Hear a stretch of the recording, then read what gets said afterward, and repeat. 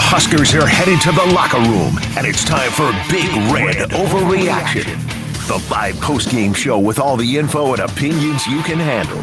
Plus the most important voice of all, yours. Big Red Overreaction is presented by Equitable Bank. We take banking personally.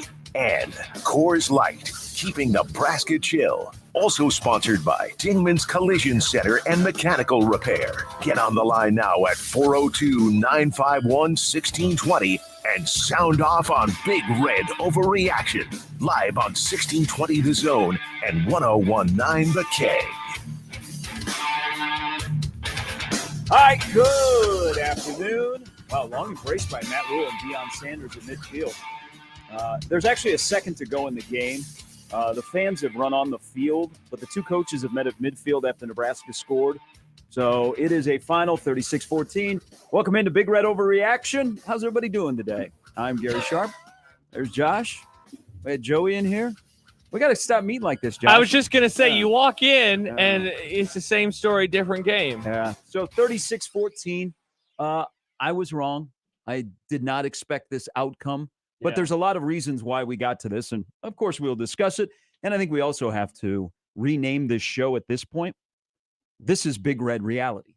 Yeah. The team you saw play today, that's going to be Nebraska. Yes. They're going to do enough defensively, and then you got to squeeze as much as you can out of the offense to help each side. But that's the reality of where Nebraska is 2 games into the Matt Rule era in year number 1. That's what they have, and you're going to need a lot of breaks to go your way. And also, you don't have Shadur Sanders. No. Okay? The kid's a dude. Colorado to me, and this is not sour grapes or whatever, Colorado to me still feels like a 6-6 team above their win total, but they're different because they have a dude at quarterback. They have a quarterback that when he drops back, the opposing fan base goes, uh-oh. Nebraska right now has a quarterback that when he drops back, your own fan base goes, uh-oh. Yeah. And that's where we are right now. So Colorado, impressive. They're 2-0, and they took it to Nebraska, and that defense that played at times really well today, Josh, just wore down. Yeah, I wonder, and I'm sure we'll get into it plenty today about what your takeaway is from the defense. Of course, the story is going to be, I imagine, from our callers, which the phone lines are already full right now at 402-951-1620. How is that possible? Well, the first call happened with 10 minutes to go in the, as you see, 37 minutes ago from Brett, and so we'll get to him at some point. But Sims is going to be the takeaway, but the defense and just, how concerning it is. I know that my kind of immediate reaction from this game is I just don't know how the defense is going to be able to hold up if the offense continues to put them in poor positions, which they did numerous times. They're averaging a turnover a quarter right now at this point in the football season, a turnover a quarter. You can't have that. No. And for an offense that's going to struggle to score, you can't give the other team opportunities and keep your defense on the field for as long as they have. And that defense finally broke. So when Sims, they run the quarterback draw, which was open there, and Nebraska caught Colorado in a bad spot, and they took advantage of it, and Sims goes for the house call. Yeah, what you got to do? 6-point game. What you got to do is you got to go back to last Thursday against Minnesota. When you scored, you got to get off the field, maybe pitch a 3-and-out. Yeah. And what happened? This defense, Sanders made plays, and on 3rd and long, you couldn't get off the field, and then you had Bus. And on that drive, that's the drive that I think finished off Nebraska, is Hill to make it 20-7. Hill has a breakdown. He finds Weaver, and all of a sudden, the next thing you know, Colorado puts it in the end zone. It's 20-7, and it was back to you don't have any confidence that Nebraska, with this offense down 2 scores, is going to be able to come back and win. 100%, because, I mean, even, Gary, coming into the second half, I think we all had the same reaction of like, okay, how are they going to find 2 touchdowns? Yeah. And they get the one literally with a second left in the game. How are they going to find 2 touchdowns? They get the first one, and at that moment, I'm still not thinking that they are going to win the game, but they line up 7 men at the line of scrimmage. So they're obviously bringing in the house. They showed blitz, and they blitzed all game long. It was never really hidden. And for Tommy Hill it was like he was playing zone coverage. It was like he thought he had help over top, and you're not going to have help over top when you're blitzing, 3 guys and you have 4 others rushing. 36-14, Colorado beats Nebraska on the field right now. It looks like 2019 again. All the Colorado fans are on the field. Strange, but maybe just a typical Nebraska day at the office. They're 0-2. We'll go to Boulder when Matt Rule chimes in, but we'll go to all of you in just a moment. Big Red Overreaction brought to you by Dingman's Collision Center and Mechanical Repair, and also Coors Light, keeping Nebraska chill. It might take more than that to keep Nebraska chill after tonight. Or I could be wrong. People might as I want to rename the show, Big Red Reality, Mhm. it might just have set in that this is the team that's going to be here this season. And Yeah. you're going to ride the ups and downs. And when you have a good quarterback, he's going to expose some things.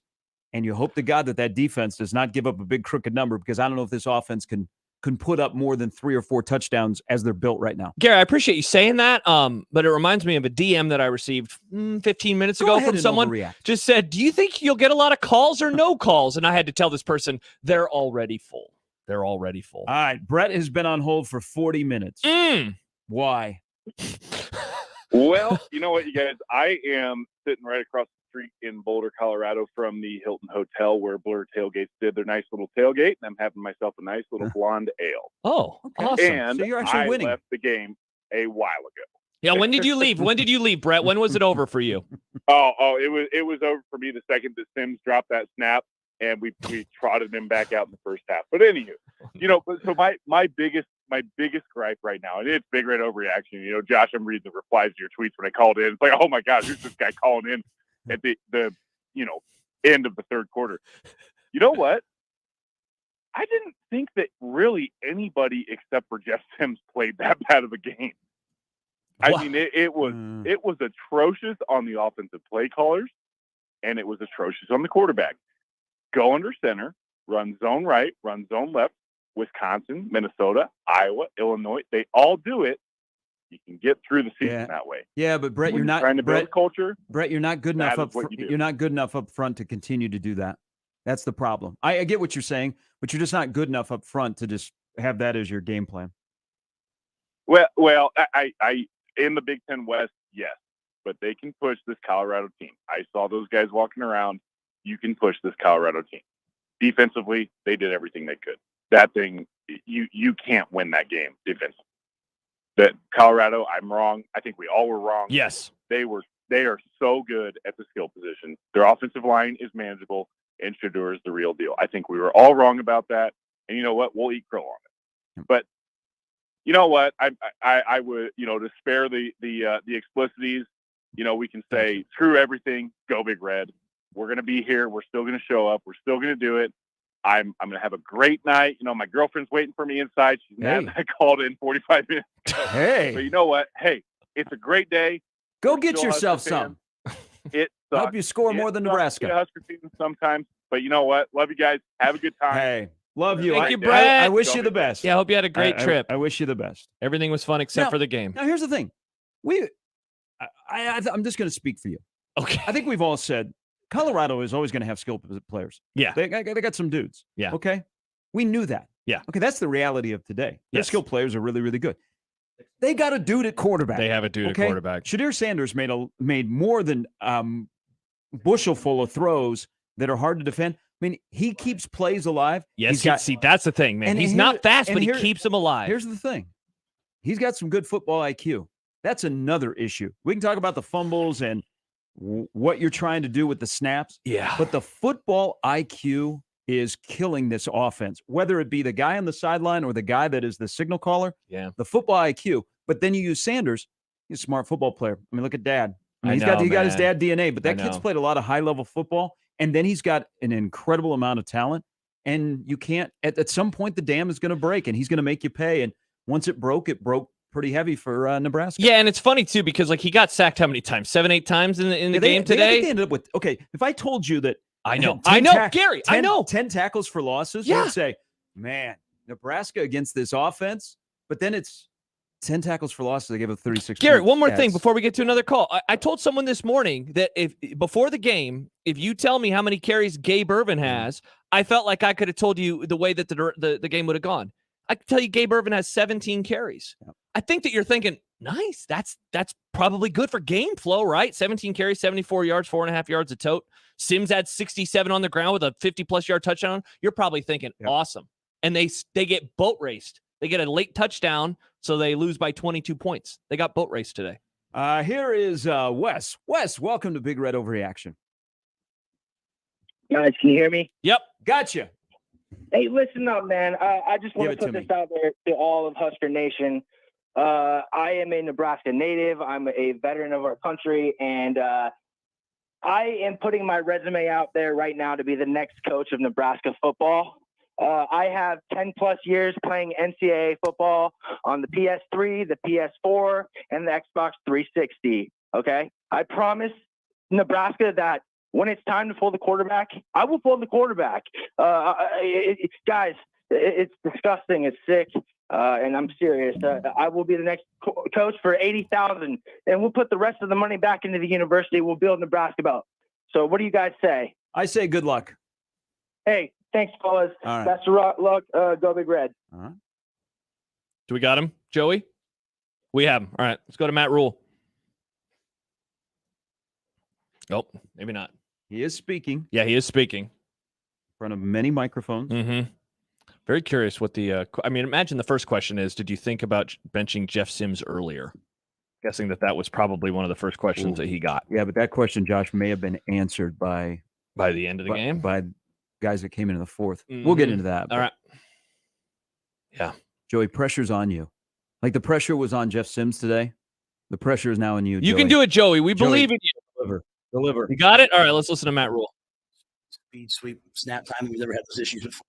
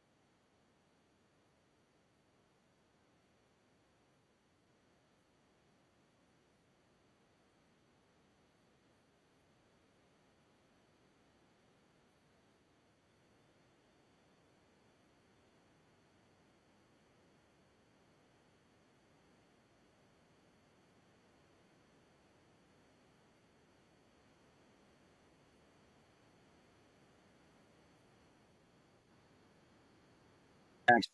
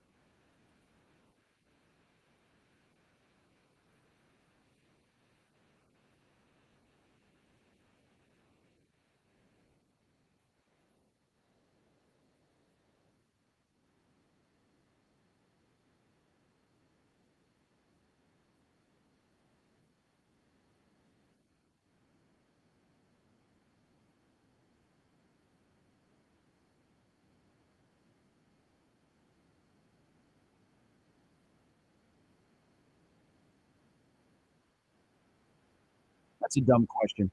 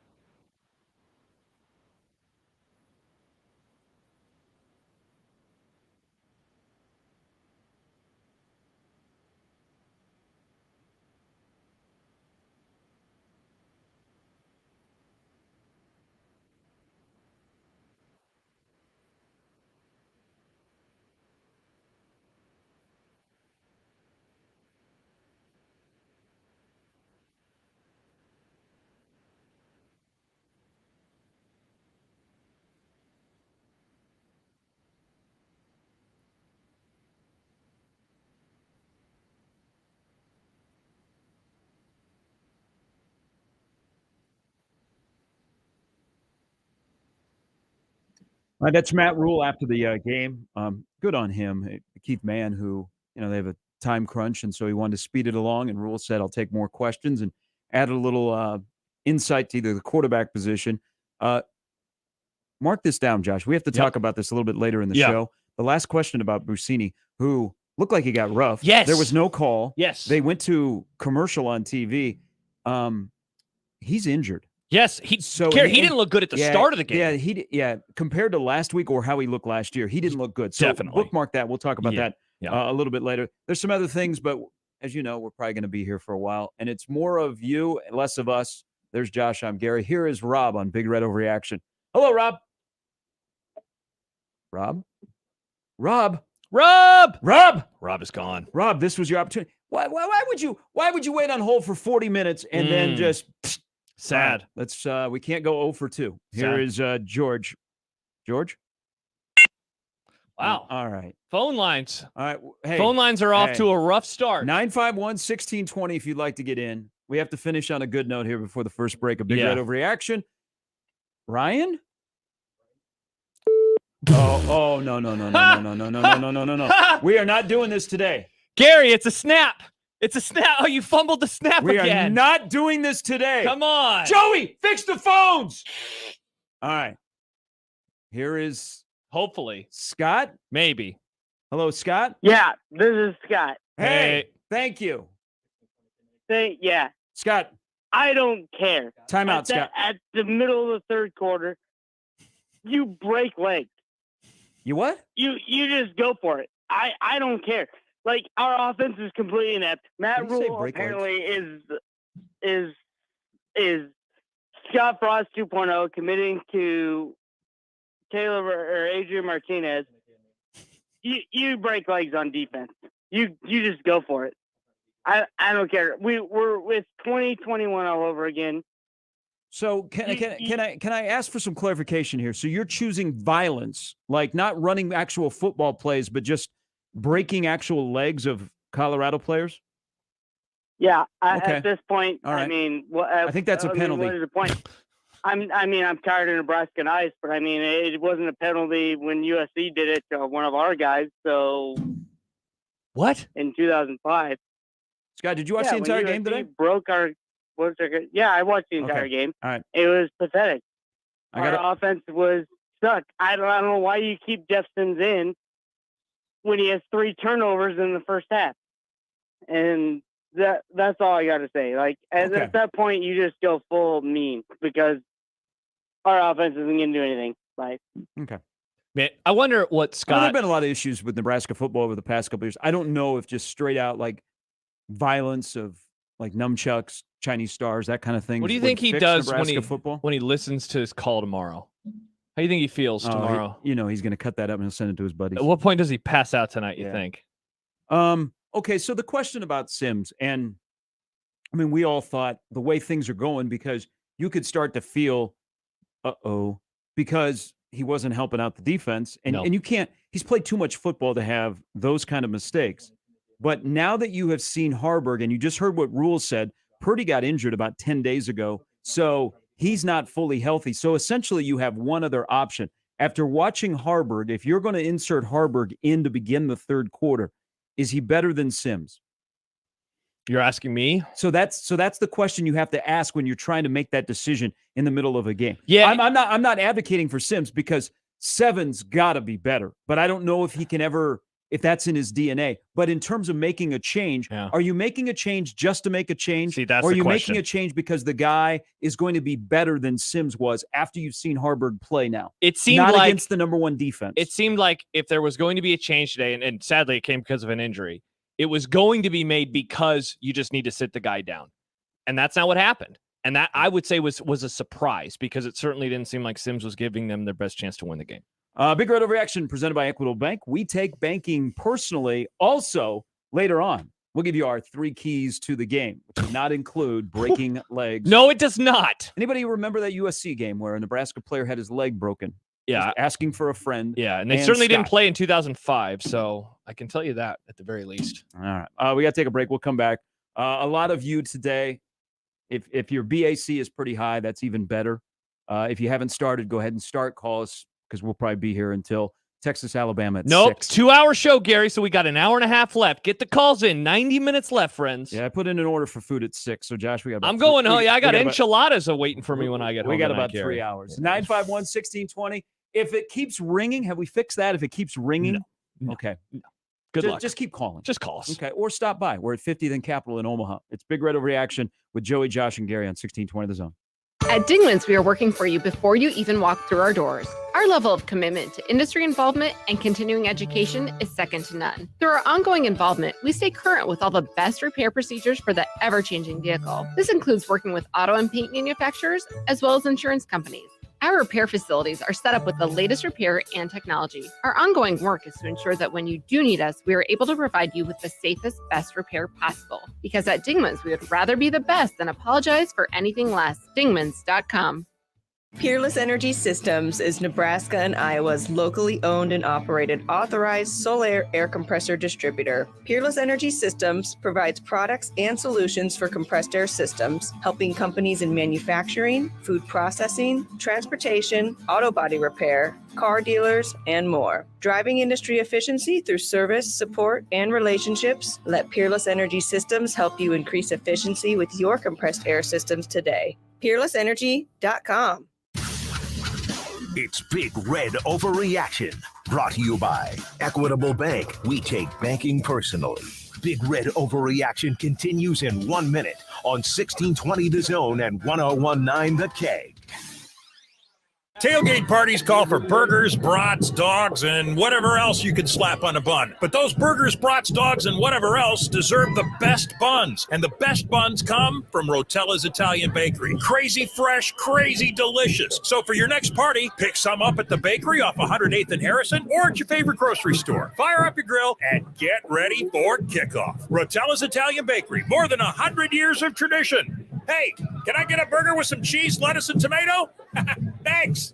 When it comes to protecting your home, Jay Stennett Contracting takes pride in ensuring every detail is handled. Roofing, siding, gutters. When it comes to the exterior of your home, Jay Stennett Contracting has you covered. This fall, consider gutter guards to block debris and prevent clogs and save you the hassle of regular maintenance. Schedule a consultation today and let Jay Stennett Contracting's expert team and durable gutter guards ensure your gutters are working properly in every season. Jay Stennett Contracting. We have you covered. JSCRestoration.com. Let it fly. Your elevated sports bar experience. KOZN Bellevue, Omaha, Council Bluffs. This is 1620, The Zone. The Big Red Overreaction postgame show, presented by Equitable Bank. We take banking personally. And Coors Light, keeping Nebraska chill. Also sponsored by Dingman's Collision and Mechanical Repair on 1620 The Zone and 1019 The K. Third down and 12 at the 23.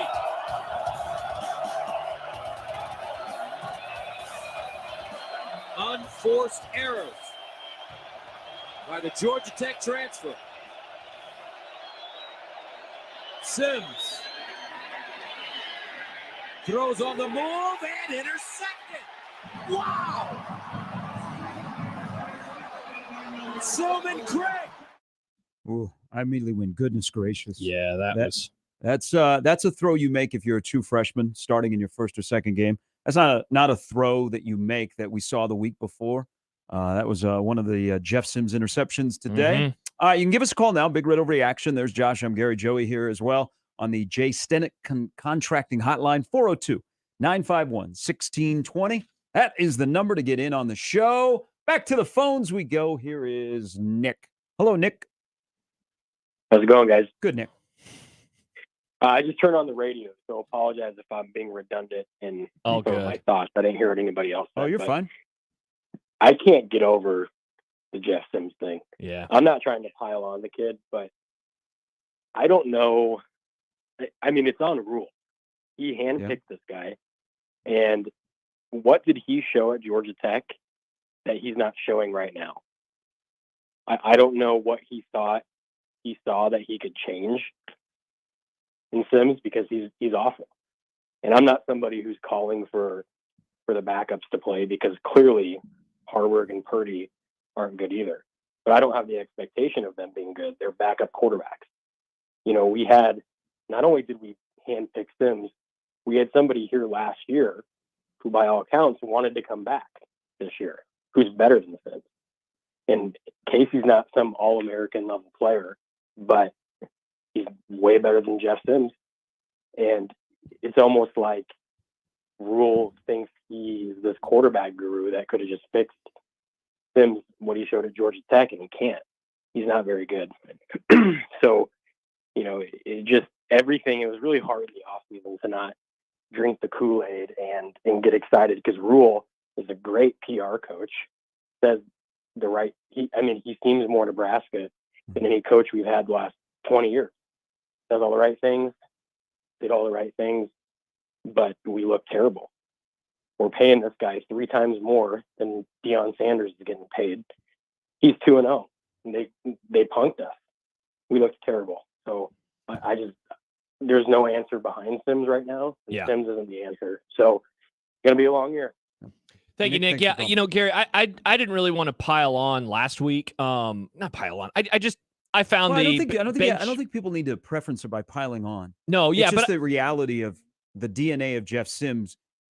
But last week was one thing, right? You can't coach it out of him. He's dropping snaps. Yeah. You know, I mean, I don't know who it's on when there's a player in motion, but it almost happened a couple of times last week. It happens a couple of times today. I mean, there's one thing to say, like, I believe that we can, you know, coach him out of throwing INTs. it's another. I mean, look, they had a great first drive of the game, right? They get all the way down there. Maybe it would have been a long field goal. Either way, they don't even get the opportunity because of a botched snap. The stuff that happened at the end of the first half. Look, I think that the avalanche, I guess, was probably coming, but there's no way to know that for sure.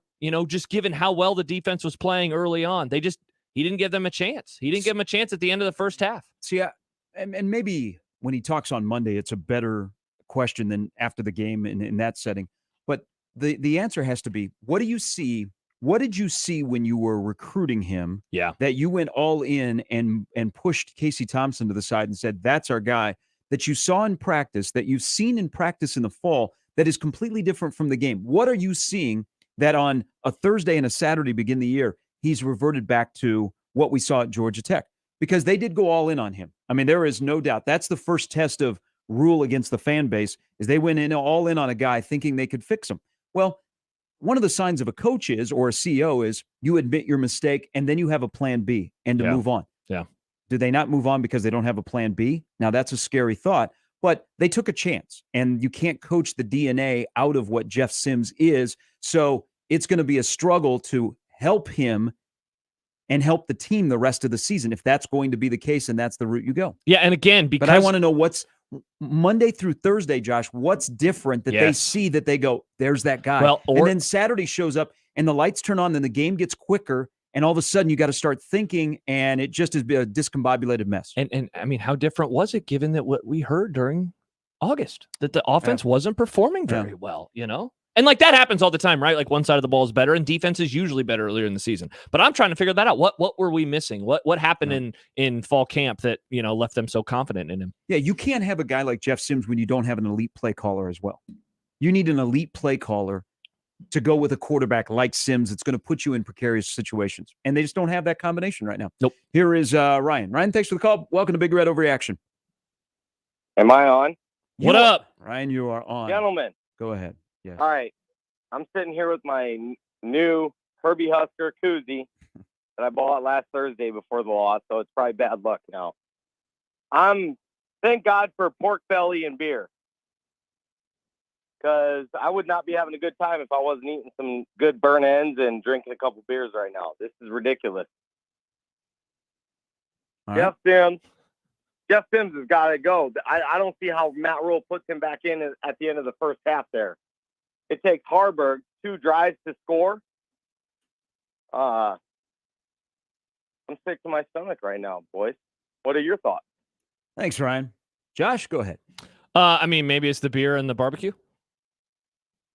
Look, I guess we'll find out with Sims too regarding an injury, and what that will mean moving forward. I want to kind of warn people. I don't think that he's going to get benched automatically. No, I just don't think that that's going to happen. I think, but again, I said this at the Open, and it's only 2 games, and you're in it for the long game, and you're not going to panic. And I don't think these guys have come too far to all of a sudden cash it in 2 games into the year. But this is the reality, I think, of who this football team is. Okay, if you stick with Jeff Sims, you're going to be clunky on offense. You're going to have some mistakes, and then you are going to put a lot on the shoulders of that defense. That's going to have to be more than just good enough. They're going to have to be good enough to win football games if that's going to be the case. I think what you saw today and what you've seen against Minnesota, that's who Nebraska football is going to be in 2023. Are there 6 wins in that style of what their limitations are, and then whatever you find as strengths that you can build on during the course of the season? I don't think so anymore. And I want to read this before we get to another call. Flounder tweets in, yes, Jeff Sims is struggling. A good coaching staff will find other ways for him to be productive and hide his deficiencies. The sky's not falling 3-year build. Look, I'll agree with the last sentence. Again, though, the early mistakes that led to the first couple of scores were not because of just bad decision making. The guy's dropping the snap. Nebraska left points on the field in the first half because he couldn't get a snap. Like that goes beyond just a normal quarterback throwing INTs. And you know this, Josh, their margin of error, if you have a quarterback that is mistake prone and turnover prone, your margin of error is so small that when there are plays to be made, you've got to help your quarterback. Alex Bullock, a key drop. Oh my gosh, brutal. Yeah, that's the best throw of the day from Sims. So you are shrinking your margin of error on offense. Yeah. Here is making it harder on yourself. Let's see who's lining up. Here is Scott. Hello, Scott. Hey guys, how you doing? Hey. Good. So a couple comments. The defense played really well. I really liked how they attacked. Really liked how they, just tackled, in the first half. You get a bunch of 18, 19, 20-year-old guys that, the offense lets them down so many times. It starts to affect your psyche a little bit. But as far as Jeff Sims goes, you can't make those mistakes as a Division I quarterback. And he's shown no difference from what he was at Georgia Tech. All he did, he leads the Big Ten in turnovers right now. What does that tell you? That's his MO. That's what he does. And you expect that to change because you have a different coach. He was snapping the ball early. He's not looking off receivers. He's fumbling, snaps. That's not what you do as a Division I quarterback. So now what you got to do is you have to reconfigure your offense. You have to say, Harvard, go in there and see what you can do. See what you can do, because it's already been proven our quarterback can't do it. 6 quarters of football, it's been proven. Yeah, he got hurt, and I feel sorry he got hurt. I don't want to see anybody get hurt. But at the same time, you've shown what you can do, or you've shown what you can't do. Our defense played superb today. The 30-some points doesn't mean anything because a little bit of it does, but I know where you're going. Keep going. No, first half they were certainly superb. You get to that point where you say, "What else can we do? We're playing great defense. We're rushing the quarterback. We're sacking the quarterback. We sacked him 5 times. We stopped the run. 2 times in a row they're at the 25-yard line in our territory. It's like, stop.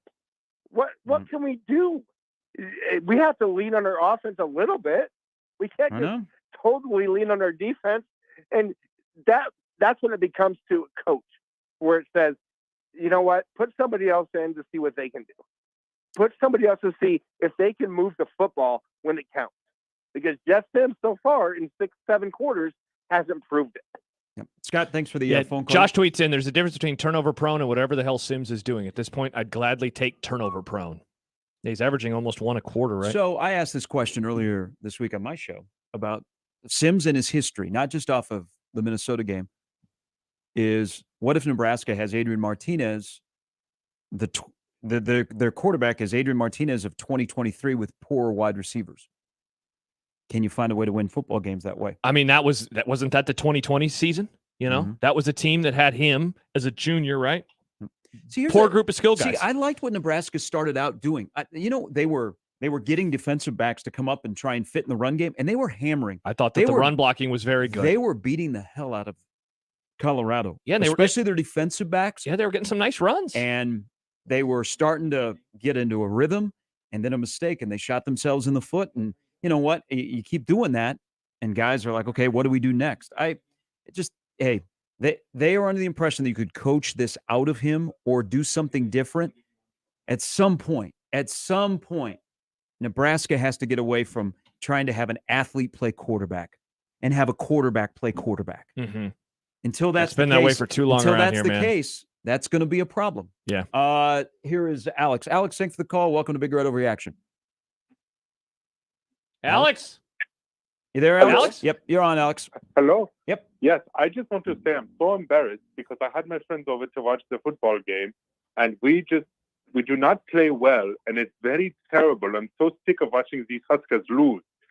With the way that football is changing, I think that we need to get NIL money and have the Saudis come and invest to get the best players. And that is all I have to say. I was wondering where that was going. Alex? Okay. Other people have brought that up. I probably brought it up on your show. If not, people should call and talk about that on Monday. Here is on Tim. Gary's show. Oh, Tim is hung gone. Tim had it. Here is Derek. Hello, Derek. Derek? No. Man, I want. Okay. Hey, I hate our new phones. I just want to say that. I agree with all the callers. It's bad. I agree. There we go. We apologize. Seriously, it sucks. We are fumbling, and that's been the whole story of the day. Let's do this. Let's take a break. Joey, these numbers in the air are bad lines. This is Big Red Overreaction, brought to you by Dingman's Collision Center and Mechanical Repair. Also brought to you by Coors Light, keeping Nebraska chill. Josh, Joey, Gary, for all of you. We're back. We'll get to some calls. We apologize for the hiccups in the phone system, but we'll be here as long as you guys are here on 1620 The Zone. And That to-do 1019 The list K. you have needs one more thing. Chill. It's an easy thing to do. Just crack open an ice cold Coors Light and chill. Take the afternoon off and binge watch anything. Go to happy hour and stay for a couple hours. Who's counting anyways? Or hang out with just your dog because you've had enough human interaction this week. Whatever you do it with a Coors Light. Mountain cold refreshment made to chill. Coors Brewing Company, Golden, Colorado. Celebrate responsibly. Hi, this is Doug Nodgard with Equitable Bank. Great service never goes out of style. When the digital age dawned, many said computers would be able to handle many of the interactions that used to take a person. Boy, were they wrong. How many times have you called your bank and gotten a recording to press 1 or 2? Not at Equitable. Not only does Equitable answer your call in the first ring, it's answered by a human being. That's because Equitable Bank values its customers.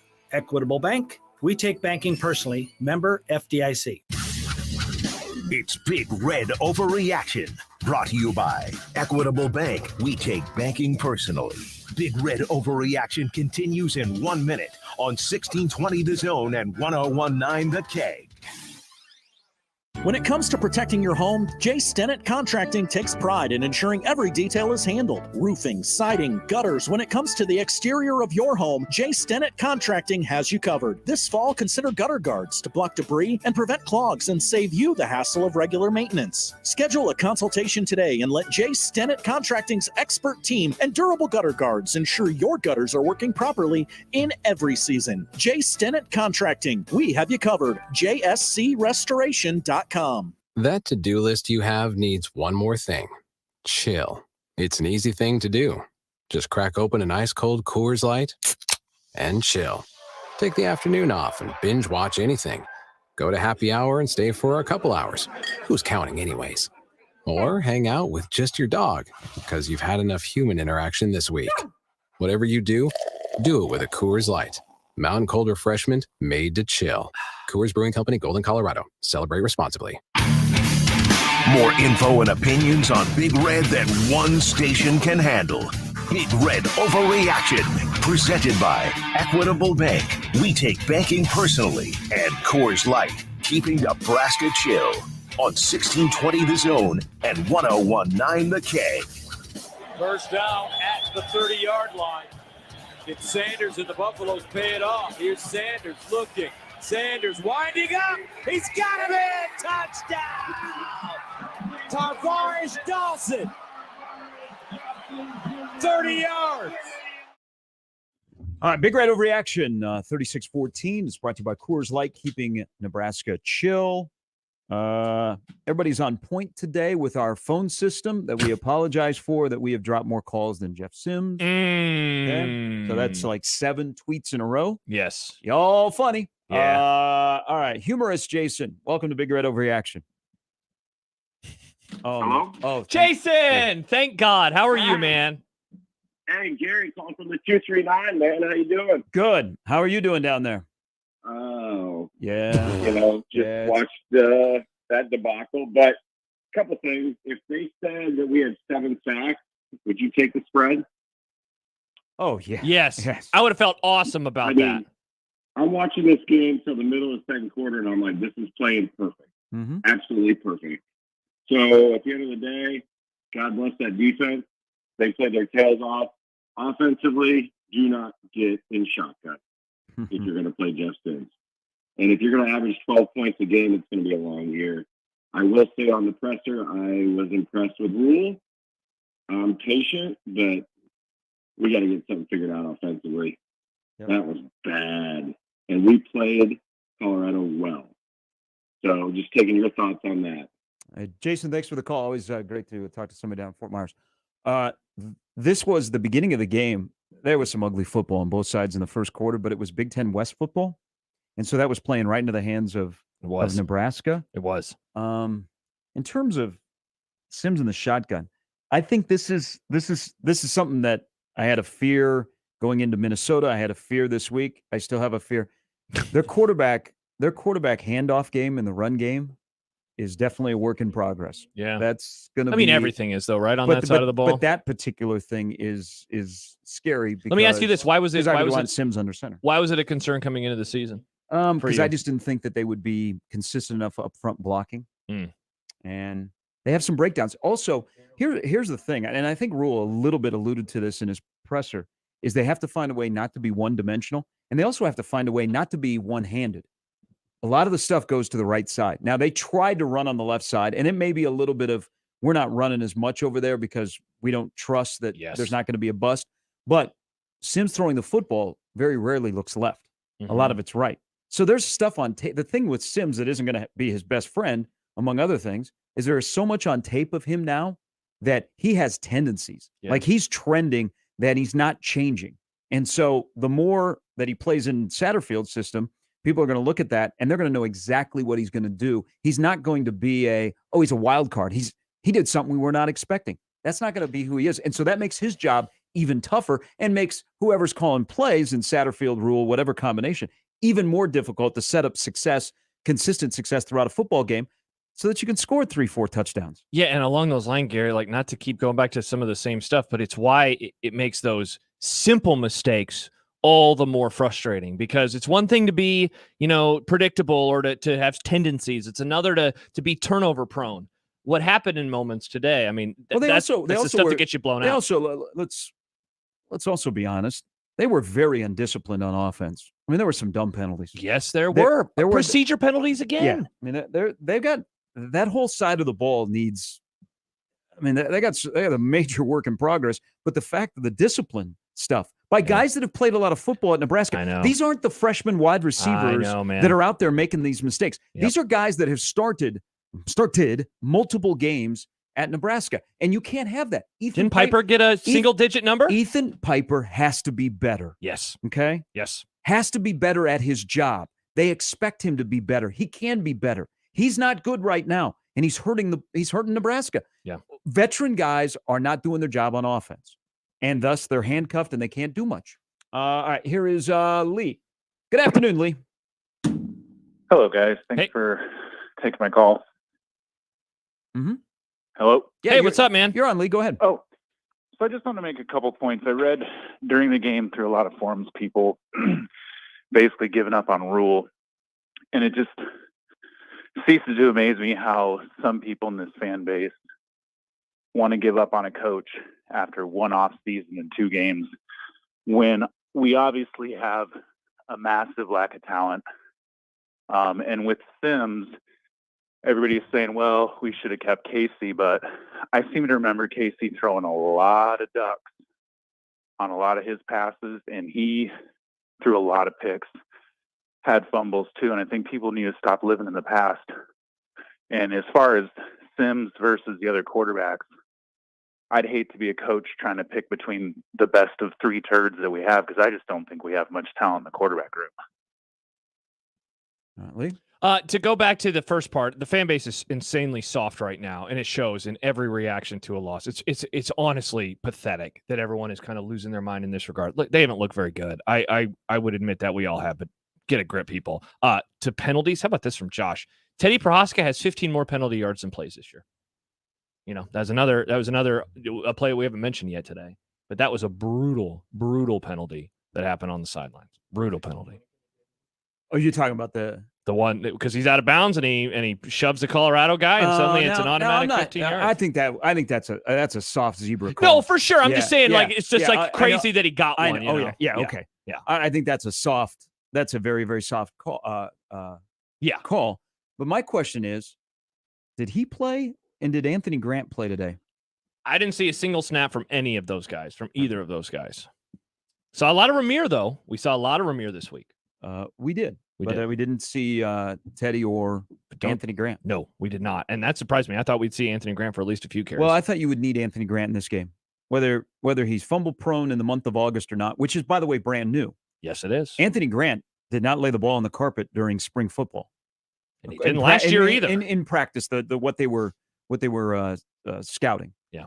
This is something new, but I thought that we would see him today because I thought you would at least need him. Did not play. No, he did not. That's probably a follow-up for Monday. Here is Brian. Brian, good afternoon.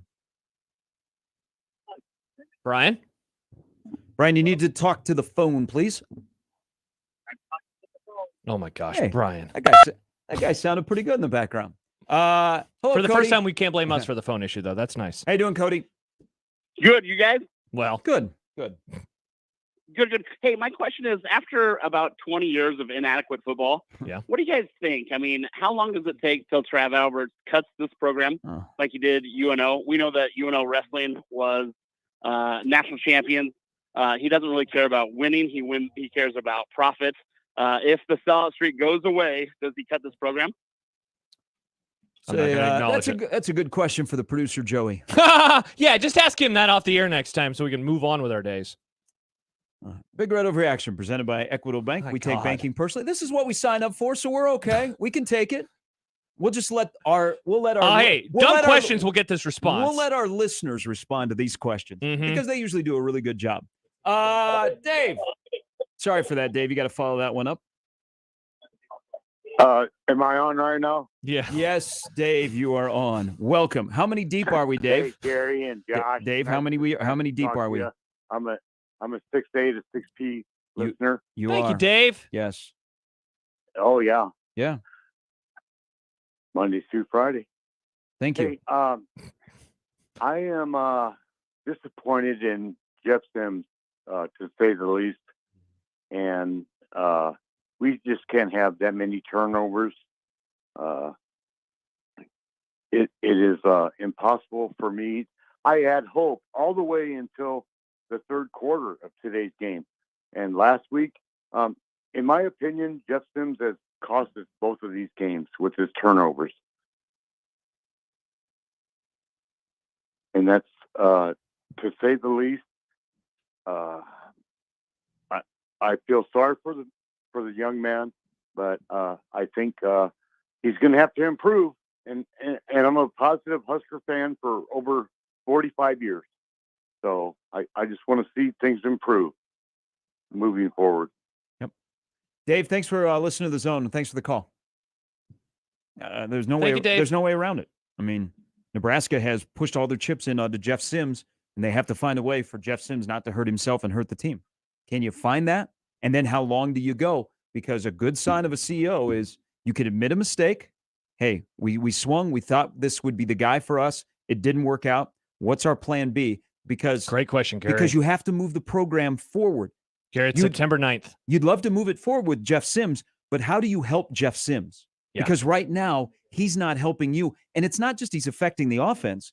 He's affecting the defense, which all of a sudden had quick change has to be out there with a short field. And you saw that once it started to rack up, there was the stretch when it became 20-7. That was a moment where they had started to score on 4 of 5 possessions. Yeah. And you felt the momentum just when it was 13 to, and this is a little bit on the defense. 13, yes, when it's thank 13, you. When Yeah, it's 13-7, the defense needed to get off the field. And they had chances a couple of times on 3rd and long, and they weren't able to get off the field. And Colorado puts it in the end zone, and that was the ball game. Yep. If you wanted to leave the stadium, you could have left the stadium because the game was over there. So that's where the defense didn't help. But the offense didn't help the defense much today, especially early on when that defense was in it to win it and you were playing well and you were doing things with Tony White in the front and the back that Colorado didn't have answers for.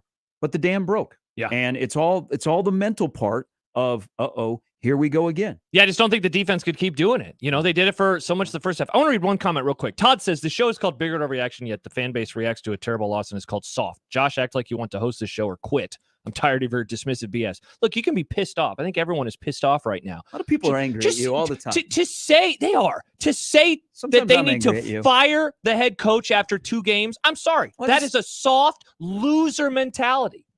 Soft loser mentality. Like, what are you doing? What's the purpose? What's the point? Is it going to make you happy to be mad all the time? They're not going to fire him. They're not going to fire the head coach after 2 games. Didn't we have a discussion going into the season? This is in the long game. Wow, we did, Gary. Okay, so this is a Big Red reality show. Yeah, what it should be instead of an overreaction. Should be. All right, Florida is a very popular place today. Here is Carl. Hello, Carl from Tampa. Yeah, absolutely. Florida is a wonderful place to be. No state Hey, income guys. tax. I love it. Yeah, exactly. Just banking the money. Hey, listen, I actually got 3 generations that have attended NU. My daughter graduated there about 3 years ago. And long story short, been a diehard Nebraska fan for many of my 60 years, starting at the age of 7 when I lived in Omaha in 1970 and watched all the national titles and so forth. All that to say that I'm realistic about Nebraska football. We're no longer the 90s raging machine that we were. We're not the scoring explosion from the early 80s. That's all gone. What we are now is a team that needs to find a foundation. I think one of you mentioned we need to find a quarterback that passes the ball. Certainly we need to do that. Somebody who can hit the 62% will do it for you. Casey Thompson walked away. You can't force a player to stay at a school. He left. So we have to deal with what we have. He brought in Sims. Was he the best option? No, but we see that now. But what you see in practice isn't what you see in the game. And that's where the rubber meets the road. True. The other thing is you're talking about the fan base. I get flamed all the time on Facebook. I'm in the different Facebook groups and so forth. I predicted the score today would be 38-17 Colorado. That's a realistic assessment of what I see Nebraska doing, what I saw Colorado doing, and I was off by what, 1 point? It was a 22-point spread rather than 21. I mean, you can't expect this team to all of a sudden do the Deion Sanders thing. He flipped his roster, and everybody in Nebraska tore their hair out. Oh, I hope he loses every game. And everybody talk about fire rule. Are you kidding me? You sat here and said that, oh, Frost is playing with Riley's players for freaking 5 years.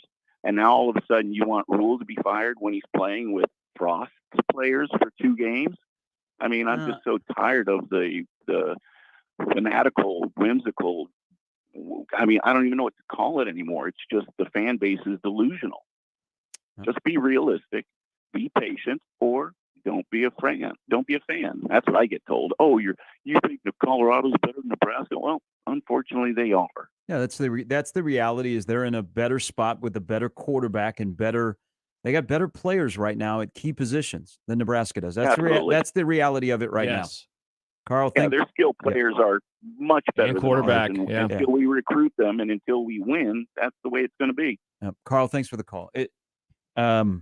These are Matt Rule's players. Okay, this is Matt Rule's program. He inherited a program that hadn't had success for a while. It's his program. Okay, it's not Scott Frost's players that he picks up. We're not going to change all of a sudden the discussion of we went a whole offseason where he kept saying, "This is my team."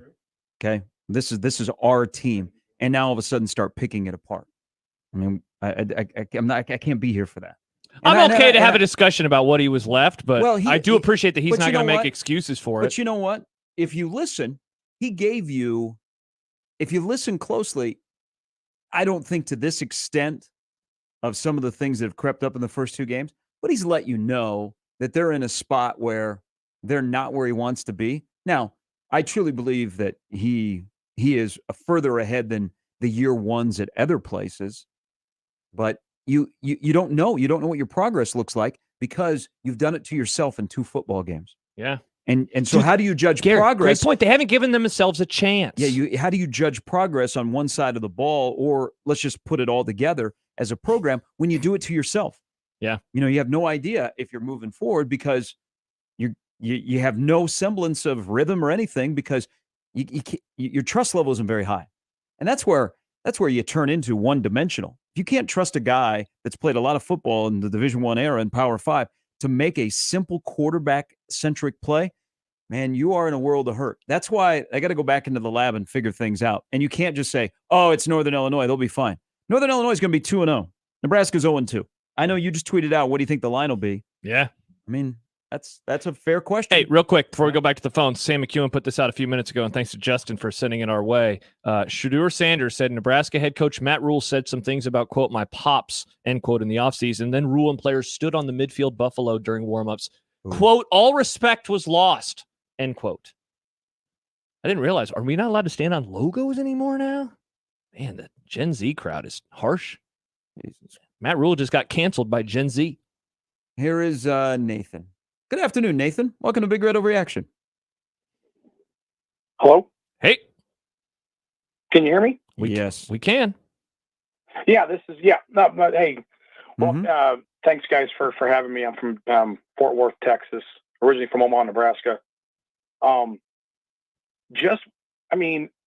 The overall game, it comes back to the quarterback play.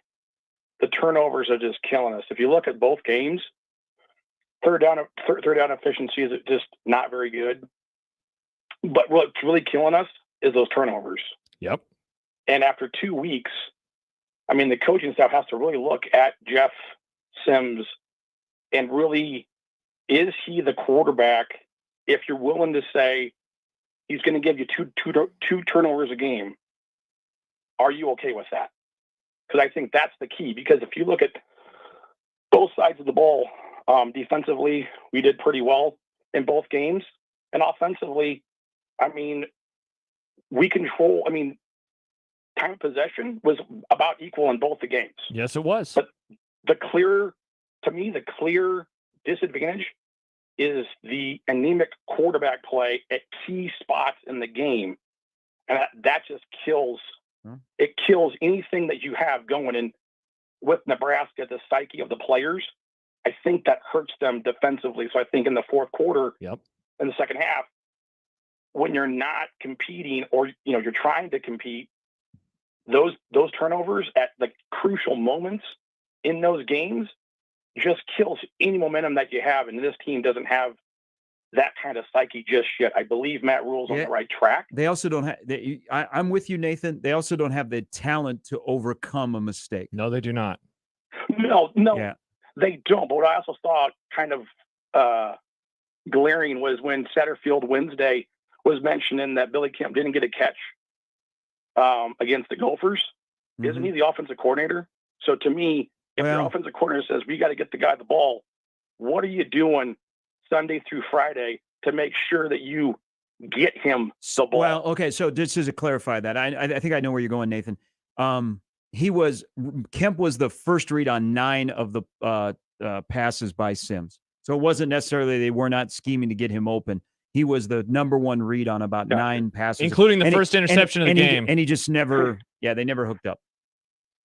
So in Utah, and they got him going early today. Yes, they did. Yep. No, I just find it weird when your coordinator is saying that. To me, it's like, I get it, but you're the offensive coordinator. That's part of your game plan is to make sure that it's just like the way that I'm about done here. Like with Sanders, when he games the ball to those guys, I think those plays are developed to go to those guys. Yes, Sanders does do a lot of good reads. He's a really good quarterback. They've got really good players, but it seems to me that if you're going to game plan to get your guys the ball, you got to get them the ball in space, whatever you can to make sure that your playmakers touch the ball. That's all I got to say. Well, and here's the issue, though, right? Thank you, Nathan. Here isn't the issue. Who are the playmakers? Who's he going to throw to? Also, I want to read this email to you, Gary, from Blake. He says, Matt Rule is holding players like Grant accountable for fumbles and turnovers, but he's not doing the same to Sims. I get that he's the quarterback, but as a new coach, I think you have to set that standard with every player. I know you heard that a lot over the last week and change, and you're going to hear it a lot moving forward. What is your reaction to they hold Grant accountable, but they don't hold Sims accountable? That there's more going on with Anthony Grant than we know. Okay. That's my I know nothing. That's my impression. Okay. Because he did not. I'm looking here. He didn't play today. He didn't play. He was there, but he did not play today. Yeah. So, Irvin carried the ball 17 times. Sims was 10. Ramir was 11. Harburg 2, and then Lindenmeyer, who recovered that fumble on the motion, he does get credit for carry. So yeah, that's a Monday question for Matt Rule is what's up with Anthony Grant. And I'm sorry if I missed it during the post game if somebody asked. I did not hear that, but that's a question. First couple questions. That why does the guy, the last time we saw him was the fumble against Minnesota. Here is Drew. Good afternoon, Drew. We can hear you. Oh, screw myself. We were on a nice little streak. Yeah. We had some nice plays, and then there was a guy in motion, and the snap hit him. Here is Brian. Let's get back on the horse. Brian? Gentlemen, how are you today? Hey, Brian. We're good, I want Brian. you to know I haven't consumed any alcoholic beverages today. Let's go, Brian. You're my favorite caller, man. Thank you very much. Gentlemen, listen, I agree with what one of you said earlier about Nebraska fans becoming a little bit soft in our kind of anemic program the last 20 years. It reminds me of like a 30-year-old guy that doesn't know where his life is going, and he gets married, his wife has a kid. She might gain a little weight, and then he's off chasing the neighbor or the babysitter. Now, we got to stick with who we've got here. I think, seriously, I think Rule's doing a good job. He's laying the foundation. In a couple of years, when Deion's son graduates, leaves, and Deion sniffs a SEC job or some job outside of Colorado, Rule will probably still be here working hard, getting his system rolling. And I just think we need to have patience. My God, 2 games in, the defense has made incredible progress after last year. Don't forget, we fired a Husker legend who was doing whatever. We have an interim coach that assaults his wife. People are hurt. People are, angry. Let's heal. Let's play some football. Let's prepare, and let's see what happens on Sunday. Don't turn your back on this team. Otherwise, you're not really that much of a fan. Brian, thanks for the call. Legal note here: charges were dropped. Real quick, Brian says, "Do you guys have participation numbers yet? Do you have? We don't have those, right?" He says, "I don't recall seeing Cam Lenhart in the second half, but he's pretty dominant in the first." You know half. what? Okay, so that's a good question. So Ty Robinson had to sit out the first half. He came in. I don't know the answer to that. I don't initial back through the Rolodex. I don't remember 11 who was really, really good in the first half. He was really good in the first half. Here's if you're thinking about the defense, and it's nice to have a competent defensive coordinator that has a handle on his guys. That puts his guys in the right position. But also, I think they're pretty good. I think they're pretty good on that side of the ball with the talent level of coaches. Like Terrence Knighton is a really good coach. I love Evan Cooper. I think Rob Dvorak, who most people couldn't pick out if he was walking down the street, he has gotten those guys to play well, and that's not necessarily a strength of this team at linebacker. Yeah, and obviously Tony White's doing a good job. I think they've got a good set of headsets on that side of the ball. If you're looking for, okay, where are we going? The black shirt class of 23 for 2 games, the guys that have played have looked like they're really comfortable out there. Now, some of them were here in the spring, and they look comfortable. And some are dudes that you recruit, and you go, you're not going to be sitting out. You're going to play right away. And Lenhart is one of those guys. That's a great question. I'm going to ask somebody that was at the game here that I don't remember seeing him. But I also don't remember an injury being mentioned about him. Well, I mean, would the broadcast crew really give that to us, though? That's true. Yeah. That's true. Yeah. All right, 402-951-1620. You can call Big Red Overreaction. If it rings and it rings, it rings. That does not mean we're ignoring you.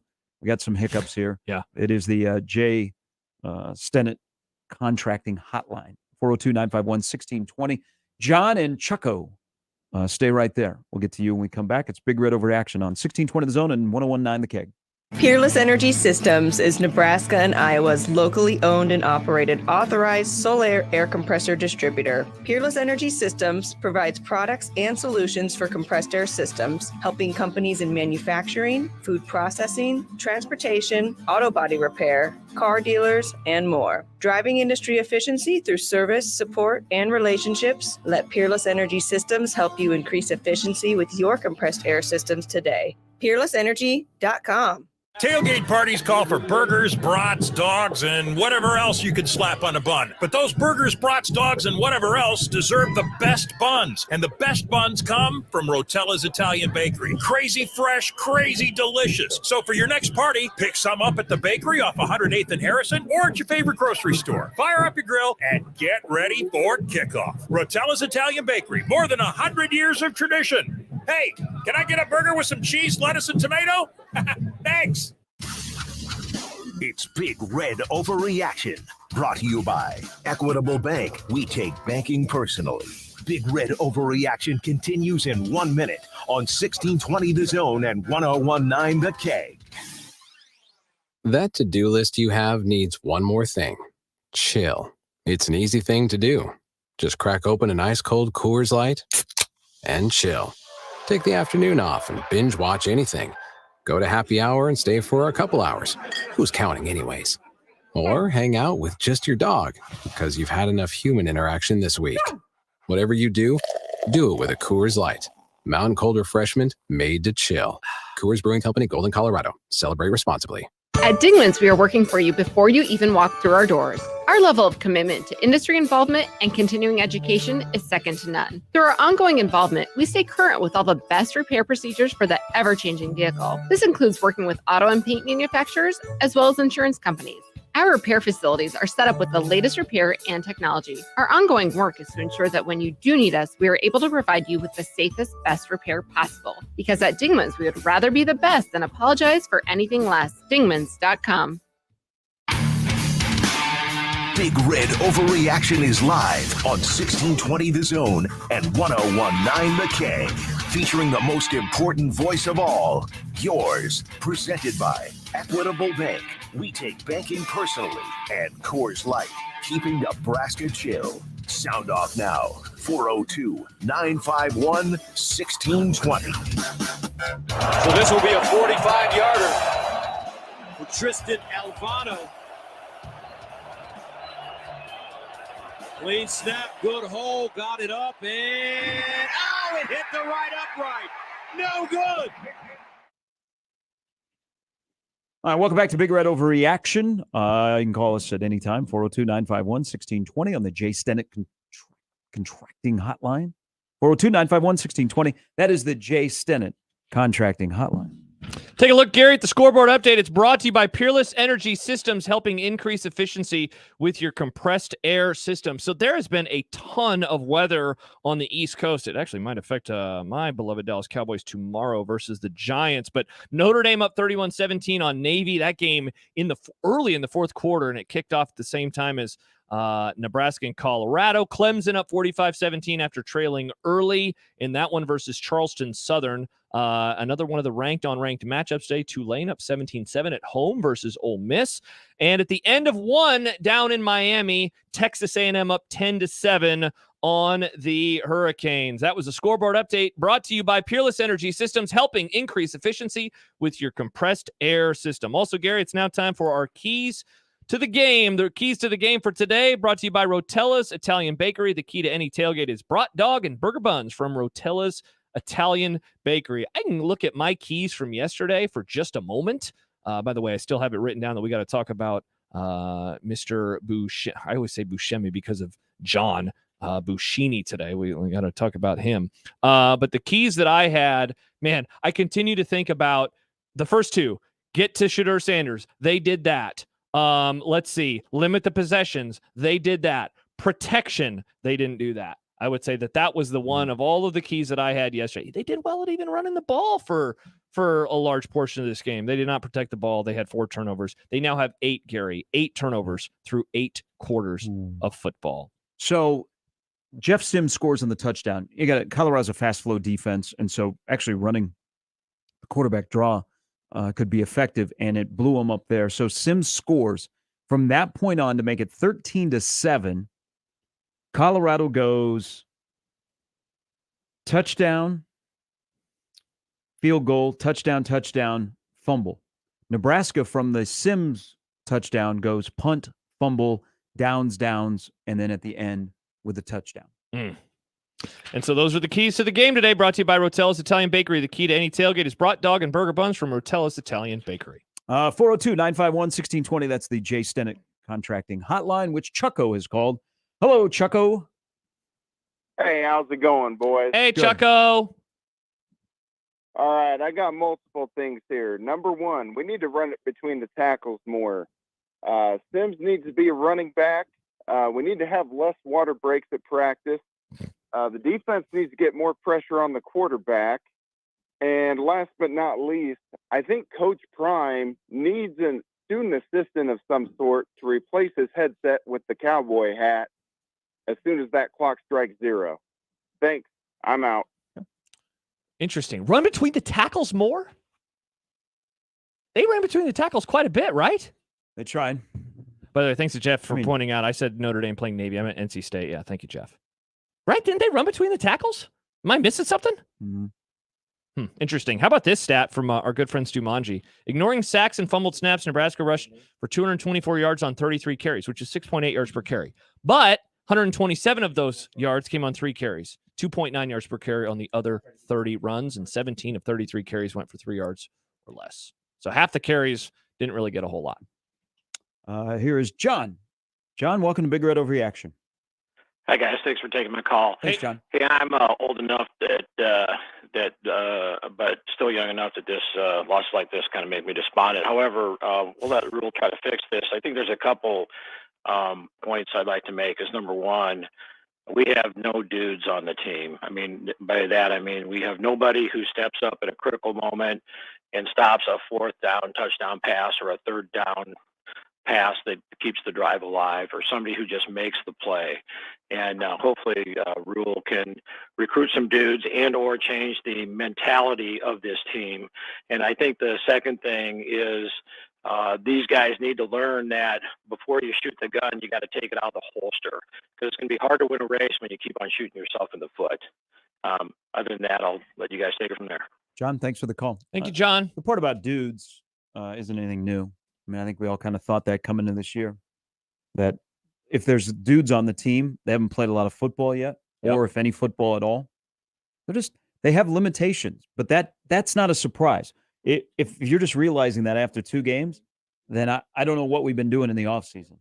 And they've got this is the whole thing this year is they got to squeeze everything they can out of this roster to be successful.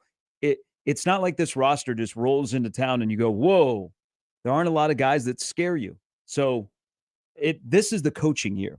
This is the coaching year of coaching to win football games and getting guys moving forward. We're starting to see that on defense. There could be some developing dudes, but they haven't played a lot of football. We mentioned one of them a few minutes ago. And there are guys that I think can be dudes that just aren't consistent enough. Like I think Quentin Newsom's a dude. Mm-hmm. I think Singleton can be that. I mean, Omar Brown has come a long way compared to where he was last year. It's just they don't have enough of them when you're trying to go toe-to-toe for a team like Colorado that has more dudes than Nebraska does.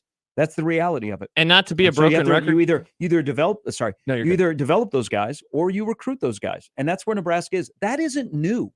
No. That isn't new. I think a lot of the angst today is what ailed Nebraska Thursday night in Minnesota and this afternoon in Boulder is something that has been around for a while, and that is turnovers. Yeah. Like if Nebraska loses today and it's not because of the turnovers, the tone is drastically different on this show. Yes, but it's the same stuff over and over. Doesn't matter who's wearing who's got the big office down in North Stadium or in the new football facility. Mm-hmm. It's the same issue, different quarterback, different team, and I know why people are upset.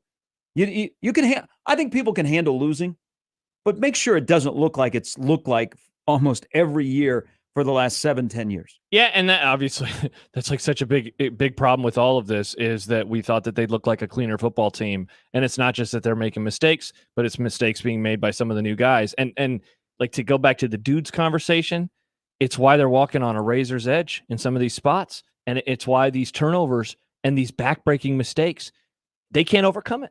And they're not going to be able to overcome it throughout the year. Adam texts in to 402-951-1620, says, I think Rule and Tony White are really good. I think Satterfield is not the answer. The quarterback room is on him. Worse, though, and taking quarterback aside, I still can't figure out what the offense's identity is. I'm actually not mad at Sims. He is who he is. I'm disappointed in the staff for putting us in this spot by going all in on a quarterback with a proven bad track record. Okay, it's a good thing these two teams play next year. I don't know if you can play the audio, so this is being sent to me. Okay. What in the hell is going on between Dion and Rule? I know. It's wild, man. So Dion in the pregame, have you seen this? No. So Dion said some things. He mentioned that Rule said some things, but he wants to walk them back now. Essentially, he has receipts on the Nebraska head coach. Wait. Say that again. So here, I'm going to send this to you, Joey, and hopefully we can play that. Now, I let me listen to this first so it's not. Make sure we can play it over the air. Yeah.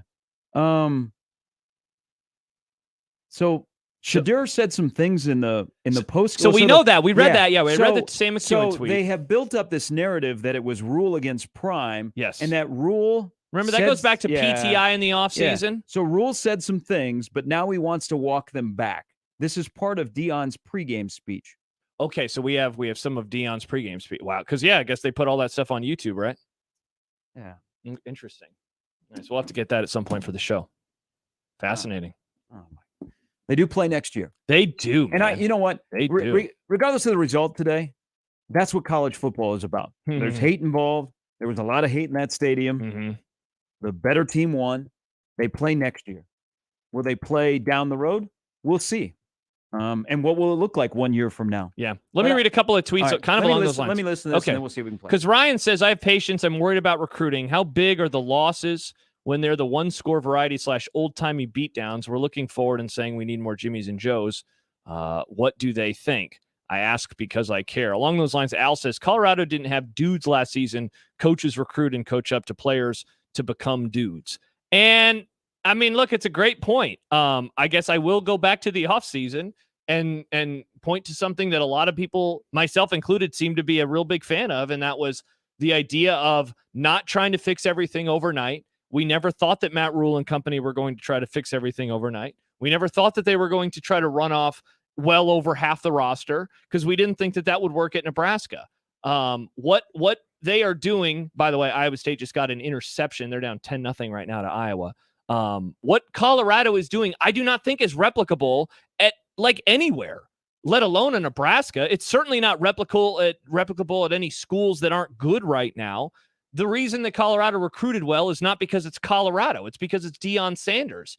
You know, we saw quite the turnover last year with USC. USC didn't even do what they did, what Colorado did in terms of raw production or raw players run out and raw players brought in.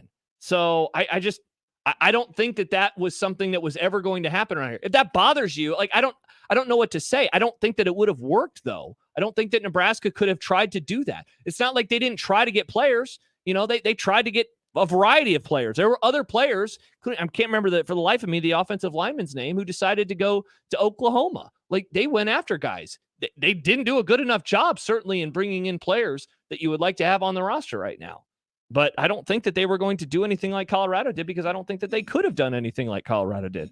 Gary's still listening to the audio. Hopefully we can play it at some point on the show. Let's go back to the phones, 402-951-1620. It is Mark. Hello, Mark. Hello, this is Mark. Can you hear me? What's going on, man? Hey, 75 Bears in, out camping. Beautiful day out. But I have a question for you guys. We all know there's a problem at quarterback. Next week, Sims turns the ball over 2 times in the first half. Do you put him in for the second half? No. Thank you. Love the show. Bye-bye. No. All right. No, See you later. Okay, so we can play this. There's a lot before it gets to the rule part. So this is post-game? No, this is this pregame speech. And he referenced, not by name, but their head coach said some things about you guys. It's personal. Okay, and then he goes into, and now he wants to walk it back. I just texted somebody. Rule and Deion never met before the game. See, I was wondering about that. Now, I didn't get a chance to watch a whole lot of pregame, and I'm happy I didn't. But I was wondering if they had met pregame or if they were going to meet pregame. Scott says, didn't Rule just say something like, we want to do this right and not blow up the roster or something like that? It was literally one of the smallest comments ever unless I missed something. Yeah, that's what it was. It was, he wasn't asked about Colorado. He wasn't, it was just kind of an innocuous comment, but that turned into them debating it on some of the national shows. And now here we are, the day of the game. So he talks about making it personal, and then Nebraska, he makes it sound like it was Nebraska that was bashing his players. And then he goes into Matt Rule. Interesting. But there's no language, so we can play it on the air? Yeah, there's a lead up to it. He kind of talks about last week, but everything is personal. So, when we come back in the next segment, we'll play it. Okay. And so people can listen to it. But I mean, I guess it's part of today and getting beat 36-14. Yes, sir. And look, that's got to be the most frustrating part for all these Husker fans, right? Is Colorado's going to continue to crow. And they should. They're 2-0 now. They can. Yeah, they've earned it. They can crow for a year. Just like Nebraska would have done the same thing. Oh, absolutely. Here is Tim. Tim, welcome to Big Red Overreaction. Tim, call back, Tim. Mitchell. Hello, Mitchell. Hey, how's it going, guys? Hey. Good. Honestly, watching the game today from start to finish, I can say I don't think the defense is a whole lot to blame here. That was a heck of a performance in the first half. Great goal line stands. I think the biggest disappointment for me was you bring in a guy like Jeff Sims from Georgia Tech. Great athlete, well built to do the things they want to do. You don't build a game plan around him. You know, they're going to play back with the defensive backs and try to cover those deeper plays over the middle. So why not use RPOs, screens, outs, try to create some easy throws for him to build that confidence up. Instead, they just kept making him do stuff out of his nature. So he just never got comfortable. Even after the half where they had time, you know, that for me was more the biggest disappointment today, was just not making adjustments to improve the quarterback play or get him comfortable, you know? Yep. Mitchell, I'm with you. And here, they don't want him to be so that, I mean, Colorado was sitting on everything now. I mean, they knew exactly what Nebraska was going to do because they had limitations and they weren't going to, you know, they knew that Jeff Sims wasn't going to throw the ball down the field. But I agree with him a little bit. I thought they were really creative with the quarterback run game against Minnesota. And we really never saw quarterback power today. The quarterback draw was a good call, but at that point you were like, what's the best thing he can do? Yeah. And that is run him. If he's going to stay in the game, run the football and then run it with him. But you just played into Colorado's hands where they knew exactly what you were going to do. And that's going to be the next transition from 2 games under your belt with Satterfield and Sims connection is, one, they got to get better at the communication from the sideline to the huddle. Yes, they do. That seems still to be clunky. That can't be the case. He's been here since the spring. It's not like he just showed up and he's been here for a month. You guys have been together. You got to fix that because that is an issue that has been referenced now 2 straight weeks. And then, you know, what do you do well? And then let's start cutting the playbook down. You know, one of the complaints about South Carolina last year was that playbook was so extensive that Spencer Rattler couldn't do stuff in it. And then what changed at the end of the season? But they continued to do it. What changed at the end of the season is people came to Satterfield and said, we got to do something different. Bingo. And they cut the playbook down to simplify for Spencer Rattler. And then the rest what of happened? They took off. Yep. They took off and they had great success. They beat Tennessee, they beat Clemson, and they put up a ton of points and a ton of yards. And then Satterfield left, and what did their fans do? They celebrated. They were happy to lose Scott Satterfield, or Marcus Satterfield, excuse me. Now let's do 2 here. Here is Jim. Jim, you're up first. Hello. Welcome to Big Red Overreaction. Hello. Greetings from Denver. Hey. Yep. Out here in Colorado. So, oh, man. Do you think they're going to trot out Sims for the next game? Yes. Or would they try something different? No, I think they will unless he's hurt. Unless he's injured, I think he starts next Saturday night. Also, what about Fedone? Where is he? Why was he at the end of the game? Josh? And we didn't see him before that. Josh? Hey, they did throw to him earlier. He dropped it. Hey, Jim, can I just tell you something? This is a bad call because your timing is way off because we have the Iowa State game on. Yeah. Ben Bramer just made a hell of a catch nice for catch. Iowa State, the pride of Pierce, Nebraska. Okay. Yeah, that's a nice catch. Yeah. Of course. So does he make a change in the middle of the season from Sims, you think? Or we're going to ride this guy the whole season?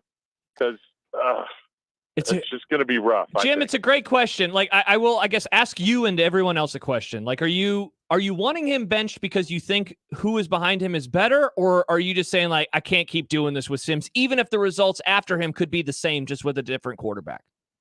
Yeah, I just can't keep doing this with this guy. Try somebody else. If it happens again, okay, fine. Then we can ride with the younger guy, or I don't know. So I don't know what Purdy and Harburg have. So Purdy is not 100%. Harburg is still a work in progress. But don't you think this, Jim? Mm-hmm. If you make a change at quarterback and a guy who has some NIL deals who you have been all in on from day one, handpicked, took him to Big Ten Media Days, he's got a single-digit number. If you make this change, you're done, right? Like Jeff Sims is done at Nebraska. Yeah, right. Yeah. Okay. Mm-hmm. So that's something. So what is the also potential? A factors in. 2-year guy is suddenly a one-and-done guy at Nebraska, and not for the good reason. No, I mean, wasn't he turnover prone at Tech? He was. They thought they could fix him, and he looks exactly the same. That's the problem, if not worse. And then and I don't know. Here's the other part, Jim. That coaches get paid for Saturday. They don't get paid Monday through Thursday, even though that is almost as important as Saturday. But whatever is happening Monday through Thursday, and for them to go, man, I like that guy. And then on Saturday, they got to figure out because I only care about Saturdays right now. Right.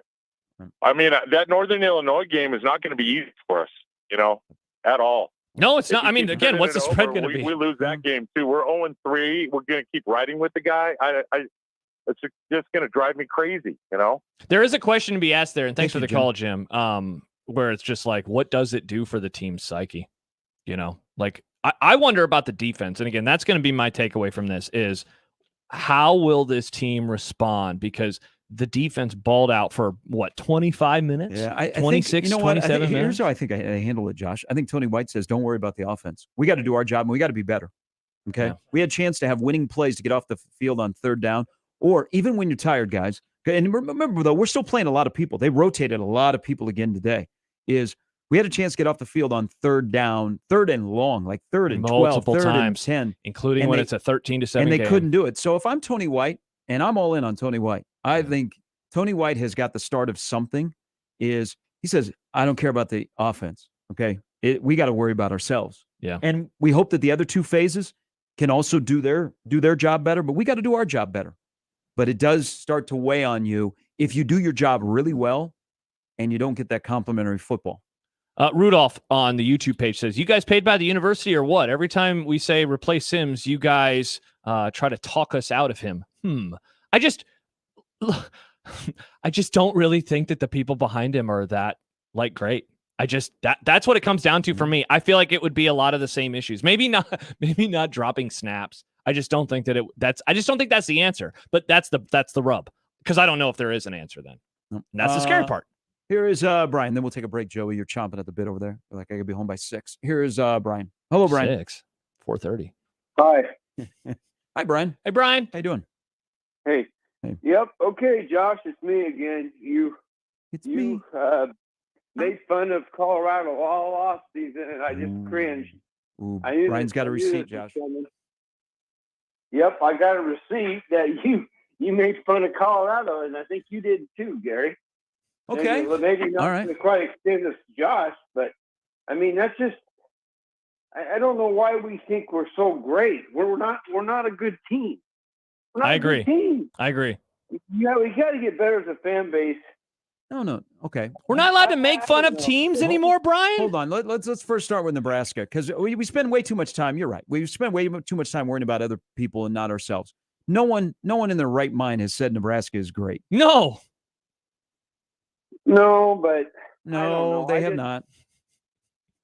No, I know. And we are hey, Colorado deserves our respect because Colorado is 2-0. Okay, so we admitted at the top of the show we were wrong about this game, and Colorado is going to exceed their win total, and I hope you can win some money on that. Yeah. Okay. Brian, are you a Nebraska fan or a Colorado fan? I'm a Nebraska fan. Okay. What do you think? Hey, Brian, what do you think? What do you think a year from now looks like when they meet in Lincoln? I guess it's going to depend on who's playing quarterback. I mean, does Tony White stick around? You know, I mean, a lot of things. There's a lot of variables that could happen. You don't know what's going to happen in the off season. I hope Rule can keep the team together with what you guys were talking about with the defense playing so well. And if this team, okay, hold on. If this team breaks apart after these 2 games, get the hell out of Lincoln. Okay, what are you doing? Why did you put all this time? You should have left before the season even began. They're not going to break apart after 2 games. Well, no, they're not. If they do, then what is this experiment that's going on? I mean, hopefully that culture will. I think just I don't know if that cultural problem. That's on the head coach to make it a cool deal to be part of this program. Okay, you put in the work. You're part of the program. You're not looking for the first train out of Lincoln. But after 2 games, they're not gonna. All of a sudden, guys are gonna start bailing. Because if they did, you never wanted him here in the first place. I'm saying off season. You said what would it look like? Brian, okay, we're a long way away from that. I mean, they still got 10 football games to play. Man. Yeah, and I'm not looking forward to any of them. Well, hey, Brian, that was funny. Brian, you're not alone. Yeah. You're not alone. Okay. Yeah, I mean, I don't know what I'm going to see. Yeah, hell, we're talking about Northern Illinois next Saturday night. Jesus, we went through this in 2018. I don't know how many more people can take a start to a first-year head coach where he didn't win for a while. I'm with you, brother. All right. I appreciate the call. Thanks, Brian. I'm not going to apologize for making fun of Colorado. Thank you. I'm not going to do that. Thank you. Dude, I thought he was going to go CBS on you. They fired a coach last year on September 11th, and it was like, wow, this season's lost. And now it's September 9th, and this season feels more lost. Big Red Overreaction is brought to you by Coors Light, keeping Nebraska chill. Mm-hmm. Oh, I thought you were going to make a comment. No. I was just got pointing. the point. No. I was just saying it's keeping us all chill okay. tonight, Gary. Also, it is brought to you by Equitable Bank. We take banking personally. We don't take any of these calls personally. No, not at all. We love y'all. Can I give you a quick scoreboard update, Gary? Do that. Brought to you by Peerless Energy Systems, helping increase efficiency with your compressed air system. Iowa up 17-3 on Iowa State. 4 seconds left in the first half. Yeah. 4 seconds left in the first half in Ames in that one. So, again, a nice quick start for the Iowa Hawkeyes offense as we're all wondering about Brian Ferentz. Let's see if they will keep it up in the second half. Iowa 17-3 over Iowa State. Scoreboard update brought to you by Peerless Energy Systems, helping increase efficiency with your compressed air system. That to-do list you have needs one more thing. Chill. It's an easy thing to do. Just crack open an ice-cold Coors Light and chill. Take the afternoon off and binge watch anything. Go to happy hour and stay for a couple hours. Who's counting anyways? Or hang out with just your dog because you've had enough human interaction this week. Whatever you do it with a Coors Light. Mountain cold refreshment made to chill. Coors Brewing Company, Golden, Colorado. Celebrate responsibly. Hi, this is Doug Nodgard with Equitable Bank. Great service never goes out of style. When the digital age dawned, many said computers would be able to handle many of the interactions that used to take a person. Boy, were they wrong. How many times have you called your bank and gotten a recording to press 1 or 2? Not at Equitable. Not only does Equitable answer your call on the first ring, it's answered by a human being. That's because Equitable Bank values its customers. Equitable Bank, we take banking personally. Member FDIC. It's Big Red Overreaction, brought to you by Equitable Bank. We take banking personally. Big Red Overreaction continues in 1 minute on 1620 The Zone and 1019 The K. Peerless Energy Systems is Nebraska and Iowa's locally owned and operated authorized solar air compressor distributor. Peerless Energy Systems provides products and solutions for compressed air systems, helping companies in manufacturing, food processing, transportation, auto body repair, car dealers, and more. Driving industry efficiency through service, support, and relationships, let Peerless Energy Systems help you increase efficiency with your compressed air systems today. PeerlessEnergy.com. Tailgate parties call for burgers, brats, dogs, and whatever else you could slap on a bun. But those burgers, brats, dogs, and whatever else deserve the best buns. And the best buns come from Rotella's Italian Bakery. Crazy fresh, crazy delicious. So for your next party, pick some up at the bakery off 108th and Harrison or at your favorite grocery store. Fire up your grill and get ready for kickoff. Rotella's Italian Bakery, more than 100 years of tradition. Hey, can I get a burger with some cheese, lettuce, and tomato? Thanks. 402-951-1620. Big Red Overreaction is live. Presented by Equitable Bank. We take banking personally. And Coors Light, keeping Nebraska chill.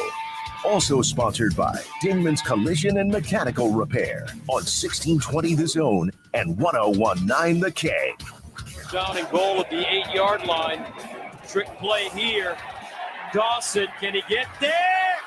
Touchdown, Colorado. Tarvaris Dawson, his second score of the day. All right, welcome back to Big Red Overreaction. 36-14, Colorado beats Nebraska. Nebraska 0-2. They finally play at home next Saturday night, 6 o'clock against Northern Illinois. What's that crowd going to be like? The previous caller question about, or maybe it wasn't the last caller, but about Tony White. And I think they said a little tongue-in-cheek, if you can keep Tony White, who will come after Sean Lewis, the offensive coordinator for Colorado in the offseason? Yeah. See, I think he's the heir apparent at Colorado. For when Deion leaves is what you're thinking? Yes. But if you are watching Colorado and you're watching that offense and you're watching the schematics of the offense through 2 games and what it could be, and you already know that he's a really good offensive mind that has already coached as a head coach of a Group 5 program at Kent State, are you not thinking in the offseason that's the place to look? Mm-hmm. And does Colorado say, no, he's untouchable? Yeah, how much are you going to pay him? Yeah. How much are you going to pay him? How much are you going to pay Deion? Well, I mean, he's he is the best return on investment ever for Colorado. He is the best thing that's ever happened to Colorado athletics and that university because you have already in 2 football games and in 9 months got your return on investment. Big Red Overreaction brought to you by Dingman's Collision Center and Mechanical Repair. Also, Coors Light, keeping Nebraska chill. And our good friends, Doug and the gang at Equitable Bank, where they take banking personally. Thank you, Doug. Wade, thanks for holding through the break. Welcome to Big Red Overreaction with Gary, Josh, and Joey. Oh, man. Who? Hey! There's like a delay at this is- first. That'd be you, Wade. Go ahead. Yeah, this is Wade. Hi. It's me. This to me, this makes 2 of the last 3 years where I watch this team and I look at the defense and I go, okay, we got something to work with here. And then I look at the offense and I watch the offense and I'm continuously finding myself going, WTF was that? I mean, I don't understand it. And, what really shocked me was as attention to detail oriented as Rule is, and I meant to bring this up last week and I forgot, but a reporter asked him before the Minnesota game about Sims and his propensity to turn the ball over. Rule didn't even know. He was, I didn't know that. I wasn't even aware of that. That hadn't been the case in spring ball. How the hell does how do they not know that? And he wasn't kidding. He was being serious. And I mean, we're at a point where, so we ran off Casey Thompson, and we got Harburg, and we got Purdy, neither of who have looked good last year, and so far really either this year. I don't think they're the answer. So moving forward, we've got 10 games left. I would say Michigan, I just hate to say it, but I think there's going to be a loss. So you have 9 games with the opportunity to go 6-3 in order to get yourself to a bowl game. And Sims is the best option we got right now. It's purely because of his athleticism, his mobility, but he's making the kind of mistakes that a freshman makes. Mm-hmm. Not a guy that's been around Freshman for in a few high years school. and got games under his belt. Yeah. So, how are you going to, at this point in his career, how are you going to coach him out of it? I don't care how good a coach you are. There's something wrong there. Yeah, I don't think you can coach that out of his DNA, Wade. That's an issue. I don't either. And I mean, I pray to God that we can get a couple of wins against, Northern Illinois and La Tech, and at least be competitive against Michigan. And just for God's sake, catch the snap. Don't ask for the snap when the back is still running in front of the center. Just come on, man. This isn't peewee football. And I'm just frustrated. I know everybody else is frustrated, but I don't see Rule making any changes because he put all his eggs in this basket, and he knows he's got. I want to be careful here to say, he doesn't want to win because of it. But the fact is, he knows he's got to pass this year, so he's going to keep trying to develop Sims and hope that he can get it changed, get him, because he wants his legs. Right now, he doesn't want his arm. Period. And there's no one behind him that can do any better at this point in time. Yep. Wade, thanks for the call. Good call. Very measured call. Thank you, Wade. So coaches don't reference players' turnovers. The Rule is playing coy. I mean, then they know when you're recruiting a guy, and probably when, they relied on the opinion of Jeff Collins, who was the head coach for Sims at Georgia Tech a lot. I truly believe, Josh, the 2 things they have seen in the 2 games where they turn the scoreboard on and they invite fans into the stadium, they have not seen during March, April, August. Yeah. They have not seen those in practice. And all of a sudden, they're coming up in games. It is now their job to figure out what's different, okay? Is his cadence the level of his voice? And people can laugh at me, but this is true. And someone referenced this that is around the team from last Thursday is he's got to be more authoritative, okay, when we're calling out the snap count. Or we're in the huddle, okay, where you can't just be looking at your badge and kind of whispering. Mm-hmm. So it's their job to figure out when we turn them loose on Thursday, and we feel good, what happens when the game starts? Okay, where does that guy go? That's now the biggest thing to figure out between now and Northern Illinois, because just rules reaction, that stuff isn't happening Monday through Thursday. It's happening in games. Why is it happening? And you got to figure it out. And if you can't figure it out, then you can't have a guy out there. Yeah. That's when you've exhausted all possibilities, that's when you say, next man up. Yeah, and for the record, like, because I know a lot of people have been saying bench him. There was a moment in the game today where I was like, okay, well, he definitely can't come back out onto the field. I believe it was after the INT, which also had followed the fumble, and suddenly Nebraska's down 10-0. Long term, and look, the problem is that I don't believe in the guys behind him, but there also does have to become a point where you just say this isn't working and this isn't it. For a lot of people, obviously, that point has long passed. It passed last week for him. For some holdovers, it was at some point today. Again, not to keep saying the rub of it all, but the rub of it all is behind him. I just don't think it's a whole lot better. And there is then the let's pull back view of, well, why isn't there anyone better? You know, someone tweeted at me a few minutes ago, Gary, and said, put in a true freshman. I'd rather make true freshman mistakes. There isn't a true freshman. There's not a true freshman to put in, even onto the field. And so, I understand that idea, because I agree. I'd rather fail or struggle with a younger player than a fourth, fifth year, whatever player he is. They have to own this. I mean, that's their quarterback room. They can't run away from it. Yeah. That's their quarterback room where it is right now, that it goes Sims, Harburg, Purdy, and then a guy wearing number 29. Mm-hmm. That's their quarterback room. They put that together, and they have to live with it. Now it's their job to figure out, can you live with it where the end goal is to win football games? That's the bottom line. You've got between now and you play Northern Illinois to figure out, with Jeff Sims as your quarterback, unless he's injured and he's starting the game, how do you win a football game and put a game plan together to beat Northern Illinois and not beat yourself? I want to read one more comment, too, before we get back to the phones. T-Toms says it's okay to hold Anthony Grant accountable, but not Sims. I get that that's frustrating a lot of people. I do want to acknowledge that, there is a difference between benching a running back because of fumbles and not benching a quarterback because of interceptions. Now, I think the frustrating part with Sims is, the basic stuff today, like dropping snaps. His football IQ is not very good. Yeah. Okay, it's just awareness, score and sequence, and it's just his perception of the whole field. I'll give credit to Sanders at quarterback. He's got a great view of the entire field, and he's patient. I don't think Sims is comfortable at all. He hasn't looked comfortable for 2 weeks. He just doesn't have a sense of peripheral vision, or just, you know what? Okay, I know a guy is coming from the backside, or okay, I don't see anybody open, so I'm scanning the field. It's just basic quarterback stuff he's not doing well. And if that's happening and you are hesitant to make a change, that tells me everything I need to know about number 2 and number 3 in your quarterback room. Yeah. All right. Seriously. Jeff, welcome to Big Red Overreaction. Jeff? Hey, can you hear me? Yeah, yes, we can hear you, Jeff. Hey, I have a couple questions. Burning the timeout so early in the game. 2 of them. Is that a coaching thing, or what is that? And then hitting the tight end in motion on the one snap or the fumble we recovered, is that on Sims? Or, I mean, he can't see the tight end, hasn't cleared the center there.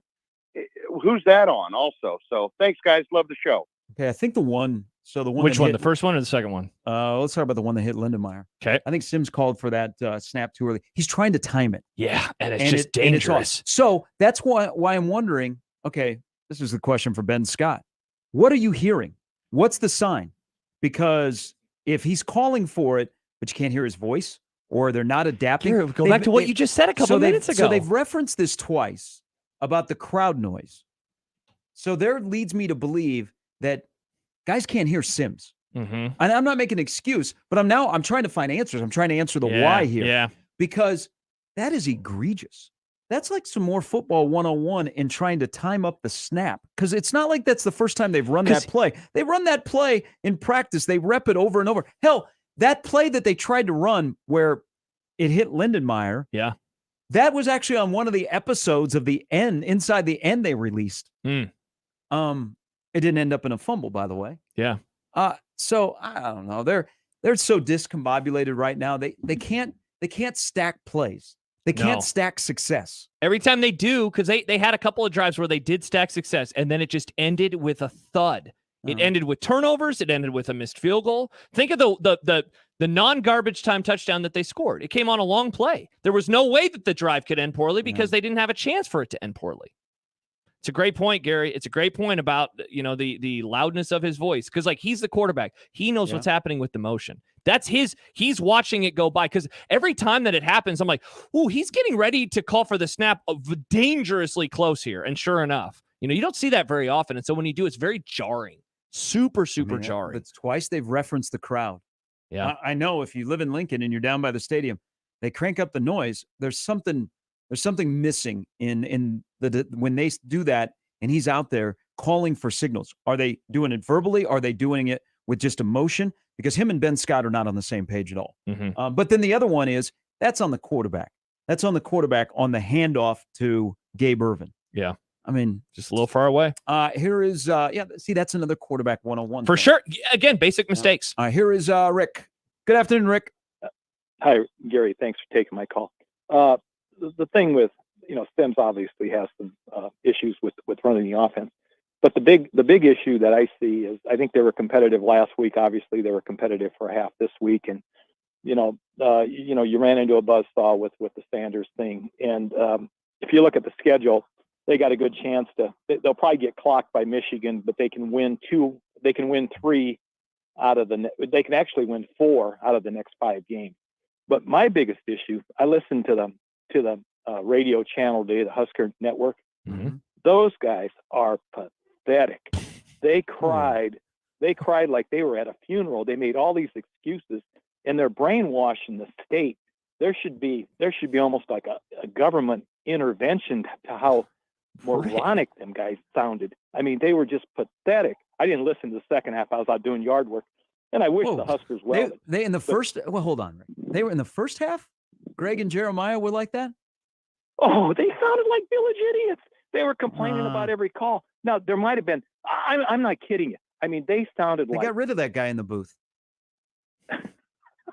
I mean, no, the guy they got rid of. I know. I thought he was bad, and he's Indiana. The really good guy they have in the booth wasn't able to make it to today's game. No. But, well, Denning wouldn't be as crass as that color guy they had today. I mean, they were complaining about everything, and it gets you into the thing like, hey, we're getting screwed, and it's like next thing you know, it's 34-7, and it ends up 34-14. But just the mentality of lack of sportsmanship and candidness in calling the game. If there's a bad call, you say, hey, they missed it. But they just kept going on. And I thought, man, this sounds like something out of hillbilly heaven.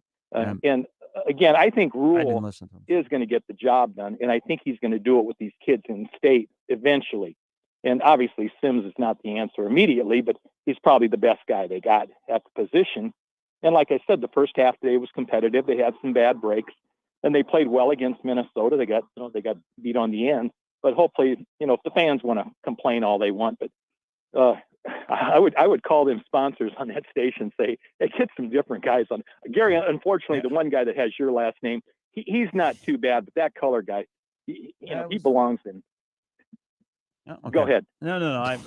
I'm friends with both of them, so I this is awkward. Rick, they're not bad guys. I didn't listen. I have no idea. I thought Matty D was over the top when it comes to that. So everyone's disagreeing with you, Rick, on Cyril's. By the way, everyone is like, I liked him today. Jeremiah's a good football man. Yeah. No. He probably knows football, but they made Matt sound like. Well, you know what? Here, Rick, I would listen to you on this discussion if they would have blistered the officiating crew on the timing of the last play of the first half where there should not have been any time left for them to kick a field goal. If you would tell me that, I'd be with you. But other than that, I'll just take your word for it. There were multiple calls in that first half. And again, I'm listening on my headset because I'm out doing yard work. But I mean, it's like this call, and then they said, how can 2 calls against one team equal 1 against Nebraska? And I don't know it's just a rule, refereed high school softball, and I did basketball, but I didn't ever do football. But I would, you know what else, Rick? I hope they blistered the hell out of the officiating crew when they said it was just the first sideline warning on Colorado in the second half, because it was the second. That's not good. Rick, thanks for the phone call. I'll be the first to tell you. Thank you. Bye, Rick. All right. Rick. By the way, I think since it offset in the first half, thus they didn't have one. How crazy is that? All right. Yeah. All right. They should have had 2. By the way, Michigan just scored again. They're up 4 touchdowns on UNLV. I didn't listen to the radio broadcast. I know Jeremiah's a competitor. He ain't going to use excuses. I listened to halftime on the way here. And so I listened to them like right as the game started. I thought that Searles was doing a good job in saying like, hey, he brought up Ty Robinson. Hey, Ty Robinson's going to be back. Now I do know this, that Greg in baseball, him and Ben, they're hard on the umpires, man. But I've never sensed that in football except for one guy, and he's not there anymore. All right, here's Zach. Hello, Zach. Hi, Zach. Hey, how's it going? Hey, what's up, man? Hey, just got a couple things. Before week 1, did you envision us going 0-2? No. Yeah. Second thing, at what point after, I know it's just been a couple games, at one point after, a handful of games, I know Matt Rule said before the season, he wanted to play like seniors because it's big boy football against Minnesota, at least, that we throw in a bunch of young guys, throw in some freshmen, sophomores, have them, take over. I know you want to have the seniors ride out, the season, playing well, and especially the next couple weeks with what should be inferior opponents, maybe boost their confidence. But at what point during the season should we start throwing in like young guys? And that's all I got. I think, you're seeing that on the defensive side of the ball because they're playing a lot of guys. Not so much on the offensive side of the ball, but I'm curious on the Malachi Coleman usage. They brought him into the first half and he ran a vertical route. He wasn't open, but they tried to run him downfield for any semblance of a deep threat. Like they have nobody that right now you trust to blow the top off the defense.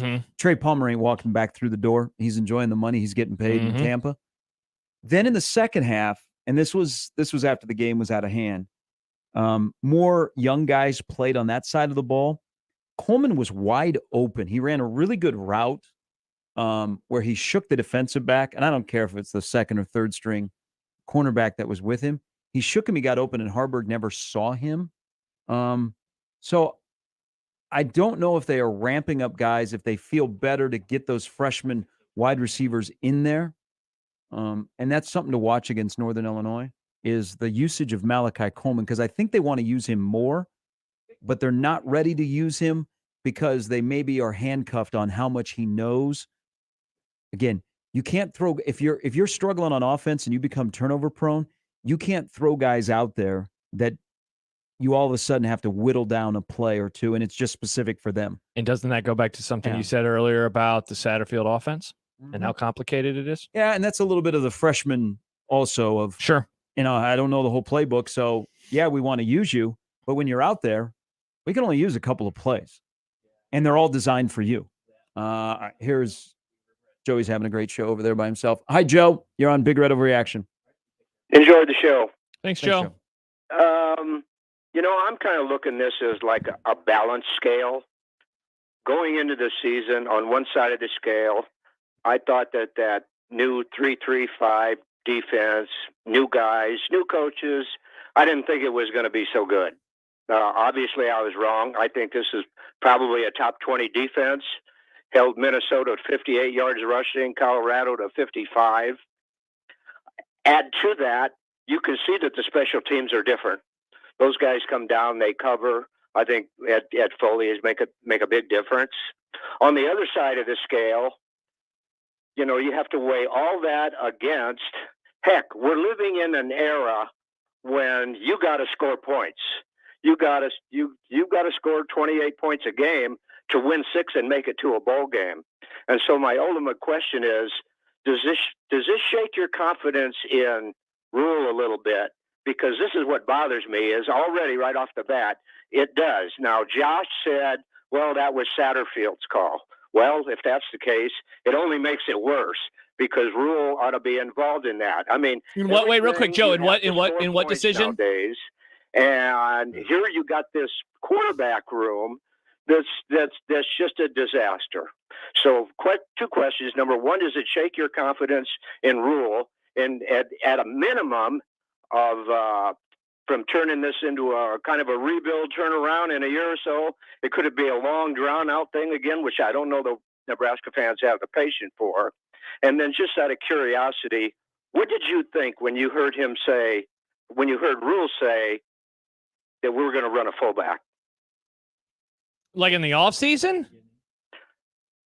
Yeah. Oh, I thought he was pandering. I didn't really think that the fullback was going to be involved that much, I'll be honest. But we have one or two of them. Yeah, I'm just saying I never really bought into the offense being like this fullback, renaissance. But that's just me.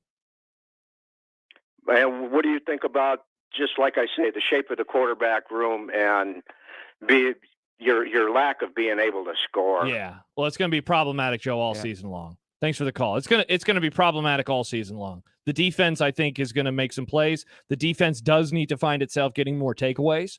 They did a great job of getting to the quarterback today. They had 8 sacks. It's crazy that they had 8 sacks and they lost by 3 scores. Well, they could have had more than 8 sacks. Seriously, man. There was one play in particular where Sanders rolled around. He was like 25 yards behind the line of scrimmage. I think the defense is good. I don't think that they're going to be able to keep this up, though, the entire season. Well, at a certain point, mentally, it will beat them down if they keep performing well and the offense does nothing. The problem for 2 weeks, if there's going to be a knock against the defense, is for 2 straight weeks, in key moments, they've allowed the quarterback on his own, essentially, to beat them on 3rd and 10, 3rd and 12.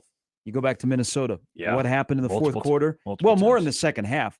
Is Minnesota started converting 3rd downs, and a lot of it had to do with the quarterback. What happened? The game-tying touchdown was 4th down. Well, and then here, 3rd down. Yeah. What happened on this? Once you got to the second half, Sanders started beating them on 3rd down. They couldn't get off the field on 13 to 7. 3rd and 2, but like 3rd and 10 and longer. 13. The game is 13 to 7. Nebraska just had a touchdown. They have stymied them for 2 plays. They are bringing the house. There are 4 defensive backs. Everyone else is rushing the passer. 40 whatever yards later, Travis Hunter has a 1st down. They score, and suddenly the game is over at that point. Over. Big Red Overreaction brought to you by Equitable Bank. We take banking personally. Also brought to you by Coors Light, keeping Nebraska chill. And Dingman's Collision Center and Mechanical Repair. A couple lines open for you on the Jay Stennett Contracting Hotline, 402-951-1620. We're back with more Big Red Overreaction after this. Hi, this is Doug Nodgard with Equitable Bank. Great service never goes out of style. When the digital age dawned, many said computers would be able to handle many of the interactions that used to take a person. Boy, were they wrong. How many times have you called your bank and gotten a recording to press 1 or 2? Not at Equitable. Not only does Equitable answer your call in the first ring, it's answered by a human being. That's because Equitable Bank values its customers.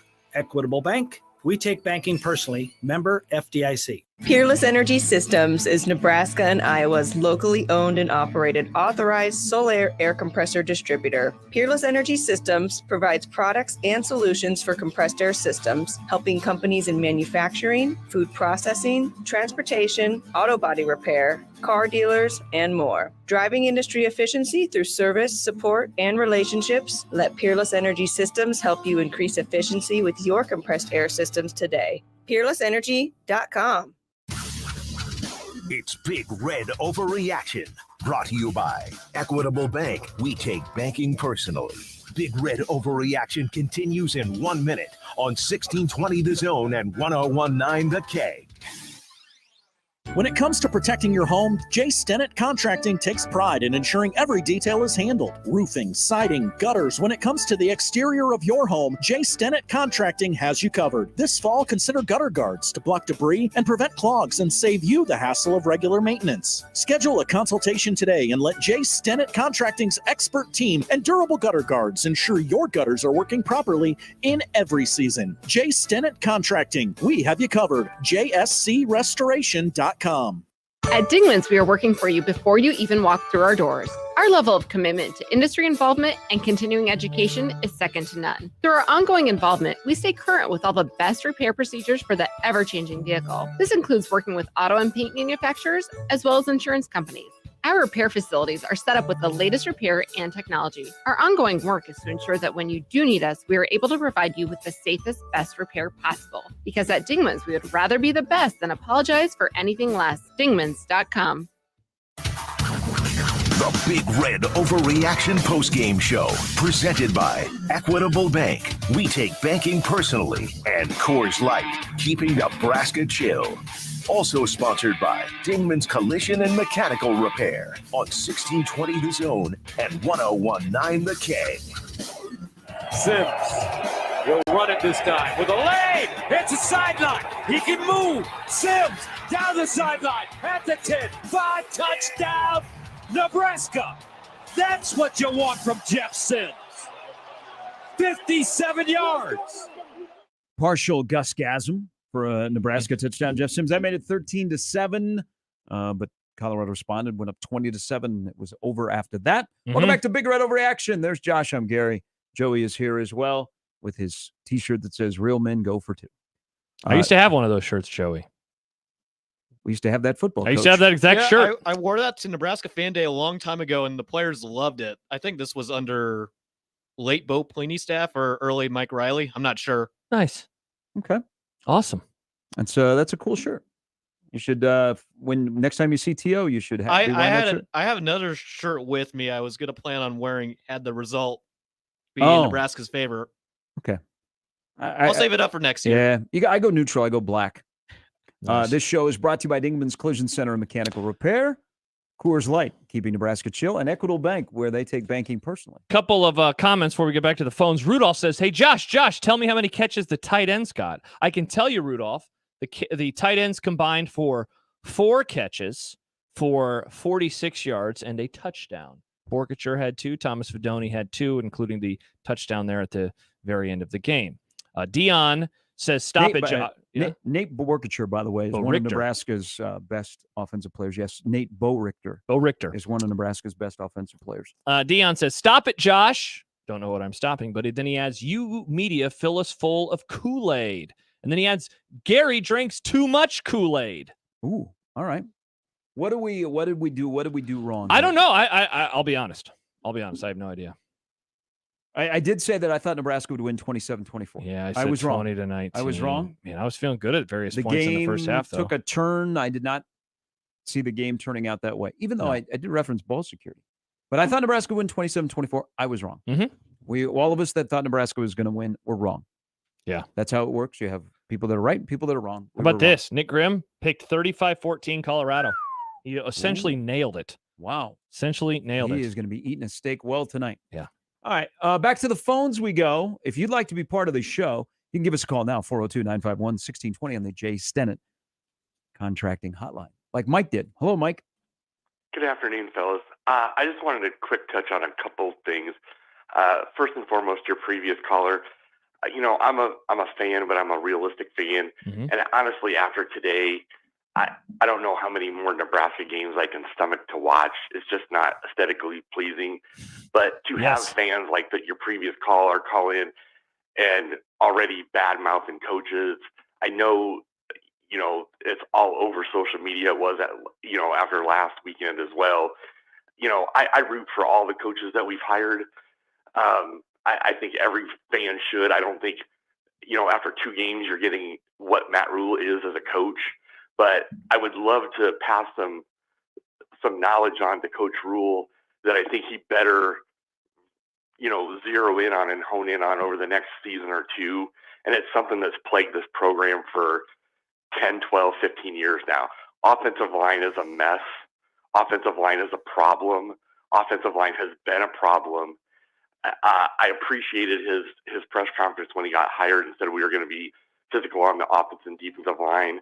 I can see that on the defensive line already. That stamp's kind of been put on there already. Offensive line is still a problem, and we need to get it right at quarterback. I have never seen a D1 program just swing and miss, and not just miss, like whiff consistently at quarterback. There was a game that Nebraska played against Northwestern. I can't remember if it was in Lincoln or if it was in Chicago, but I would have taken any 3 of the quarterbacks that Northwestern had at the time. I think it was Trevor Siemian, Kane Coulter, and I think Thorson was their starter. I would have taken any one of those 3 that they had over who we were starting at quarterback. And Gary, you kind of mentioned it. It's been a problem at Nebraska. We always bring these guys here that are athletes to make them quarterbacks, and it's got to be flipped around. We have to have a quarterback that's a quarterback. Yes.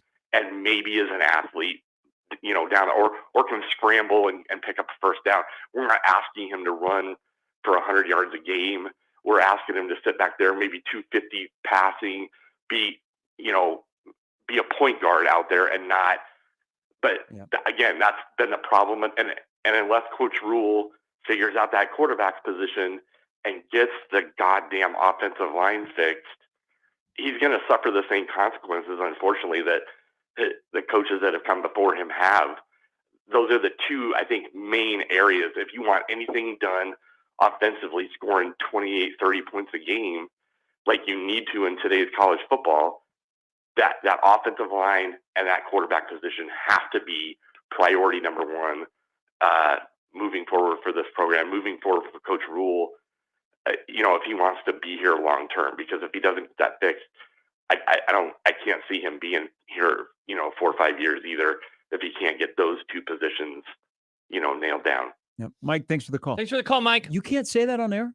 What he said? GD, no, you can't say You can't? that. No, you I can didn't say know that. damn, and you can Okay. say God. You just can't put them can't together. flip them and say them Okay. together. Just like you can say hole. Okay. Oh, say yeah. ass. Okay. No, you can't say it. I don't know why. I don't make the rules. So offensive line play, if it's really good, is portable. Doesn't matter if you're home or road. I mean, that's still need more of a consistent push. Isn't it interesting? And this is you're a first-year head coach and you identified your quarterback and you lean into him. But we know the most important position in all of sports can change the whole dynamic of a team, of a fan base, it gives you hope. Like having Shedeur Sanders at quarterback changes their entire program. Totally. But this is 2 straight head coaches who in their first year, because this is what first-year head coaches do, and you hope that you hit a home run, you lean into a quarterback that you like, and you bring him here, whether he was a freshman in Adrian Martinez that shuffled Tristan Gebbia out, or Nebraska from day one went all in on Jeff Sims that shuffled Casey Thompson out. You just need to be right if you're going to do it that way. And it's fair because most first-year head coaches do that. Mm-hmm. But you can't miss, because missing on a quarterback can set you back, even with the ability to go into the portal. Maybe not as much as it used to, but still it can set you back because it jumbles up your quarterback room. It does. Totally does. By the way, how about this from Adam? How much did Vegas lose today, by the way? The congrats to the Joes versus the pros. They dominated today because all the money, all of the common folk money was on Colorado. Wow. They took a bath, man. Next Saturday night, first of all, you can't, we might be in a stage where you got to put pause on like projecting 5 of the next 6 are at home so Nebraska can get right. You might have to just go, okay, they play next Saturday. I'm not sure who they play afterwards. Will that be the first time in 9 games that Nebraska will be a favorite in Vegas? This is when's the last time that they were a favorite? Long time ago. Yeah. I'm trying to remember even what 9 games ago was. Wow. Interesting. Here is John. John, good afternoon. Welcome to Big Red Overreaction. Hey guys, how you doing? Hey John. Love your show. Last guy kind of stole my thunder. The offensive line was one of the things I was going to mention, but he pretty much explained it all. Competition, though, these first 2 games. I mean, Minnesota, Colorado. We didn't expect Colorado to be that good, but they came in and with two good teams that really wasn't expecting this. Kind of hoping to be 2-0 at one time, but even 1-1 would have been nice. What are your guys' thoughts? If I would have told you the 1st of August which game would be more difficult, it would not have been the one that was played today compared to Minnesota. It would have been the one that they lost to by 3 points and not the one that they lost to by 22 I would say points. a really good football team in the caliber of the Oregons and USCs crushes Colorado today.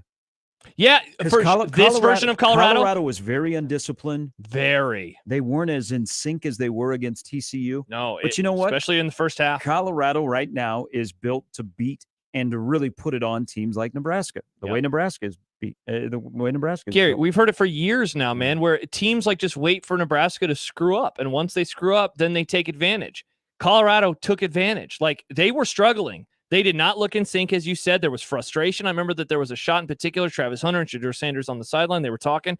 The defense had them perplexed. But then fumble on the snap at the end of the first half, an interception on the very next drive, and suddenly, Gary, like last week, that was the end of the game. Nebraska's last 2 drives of the half, the last 2 drives of the game end up in a fumble and an interception. The same thing happens. And what was a stalemate in a game that Nebraska should have certainly been up on them turns into a 10-0 deficit going into the half. They just don't have a cut stopper.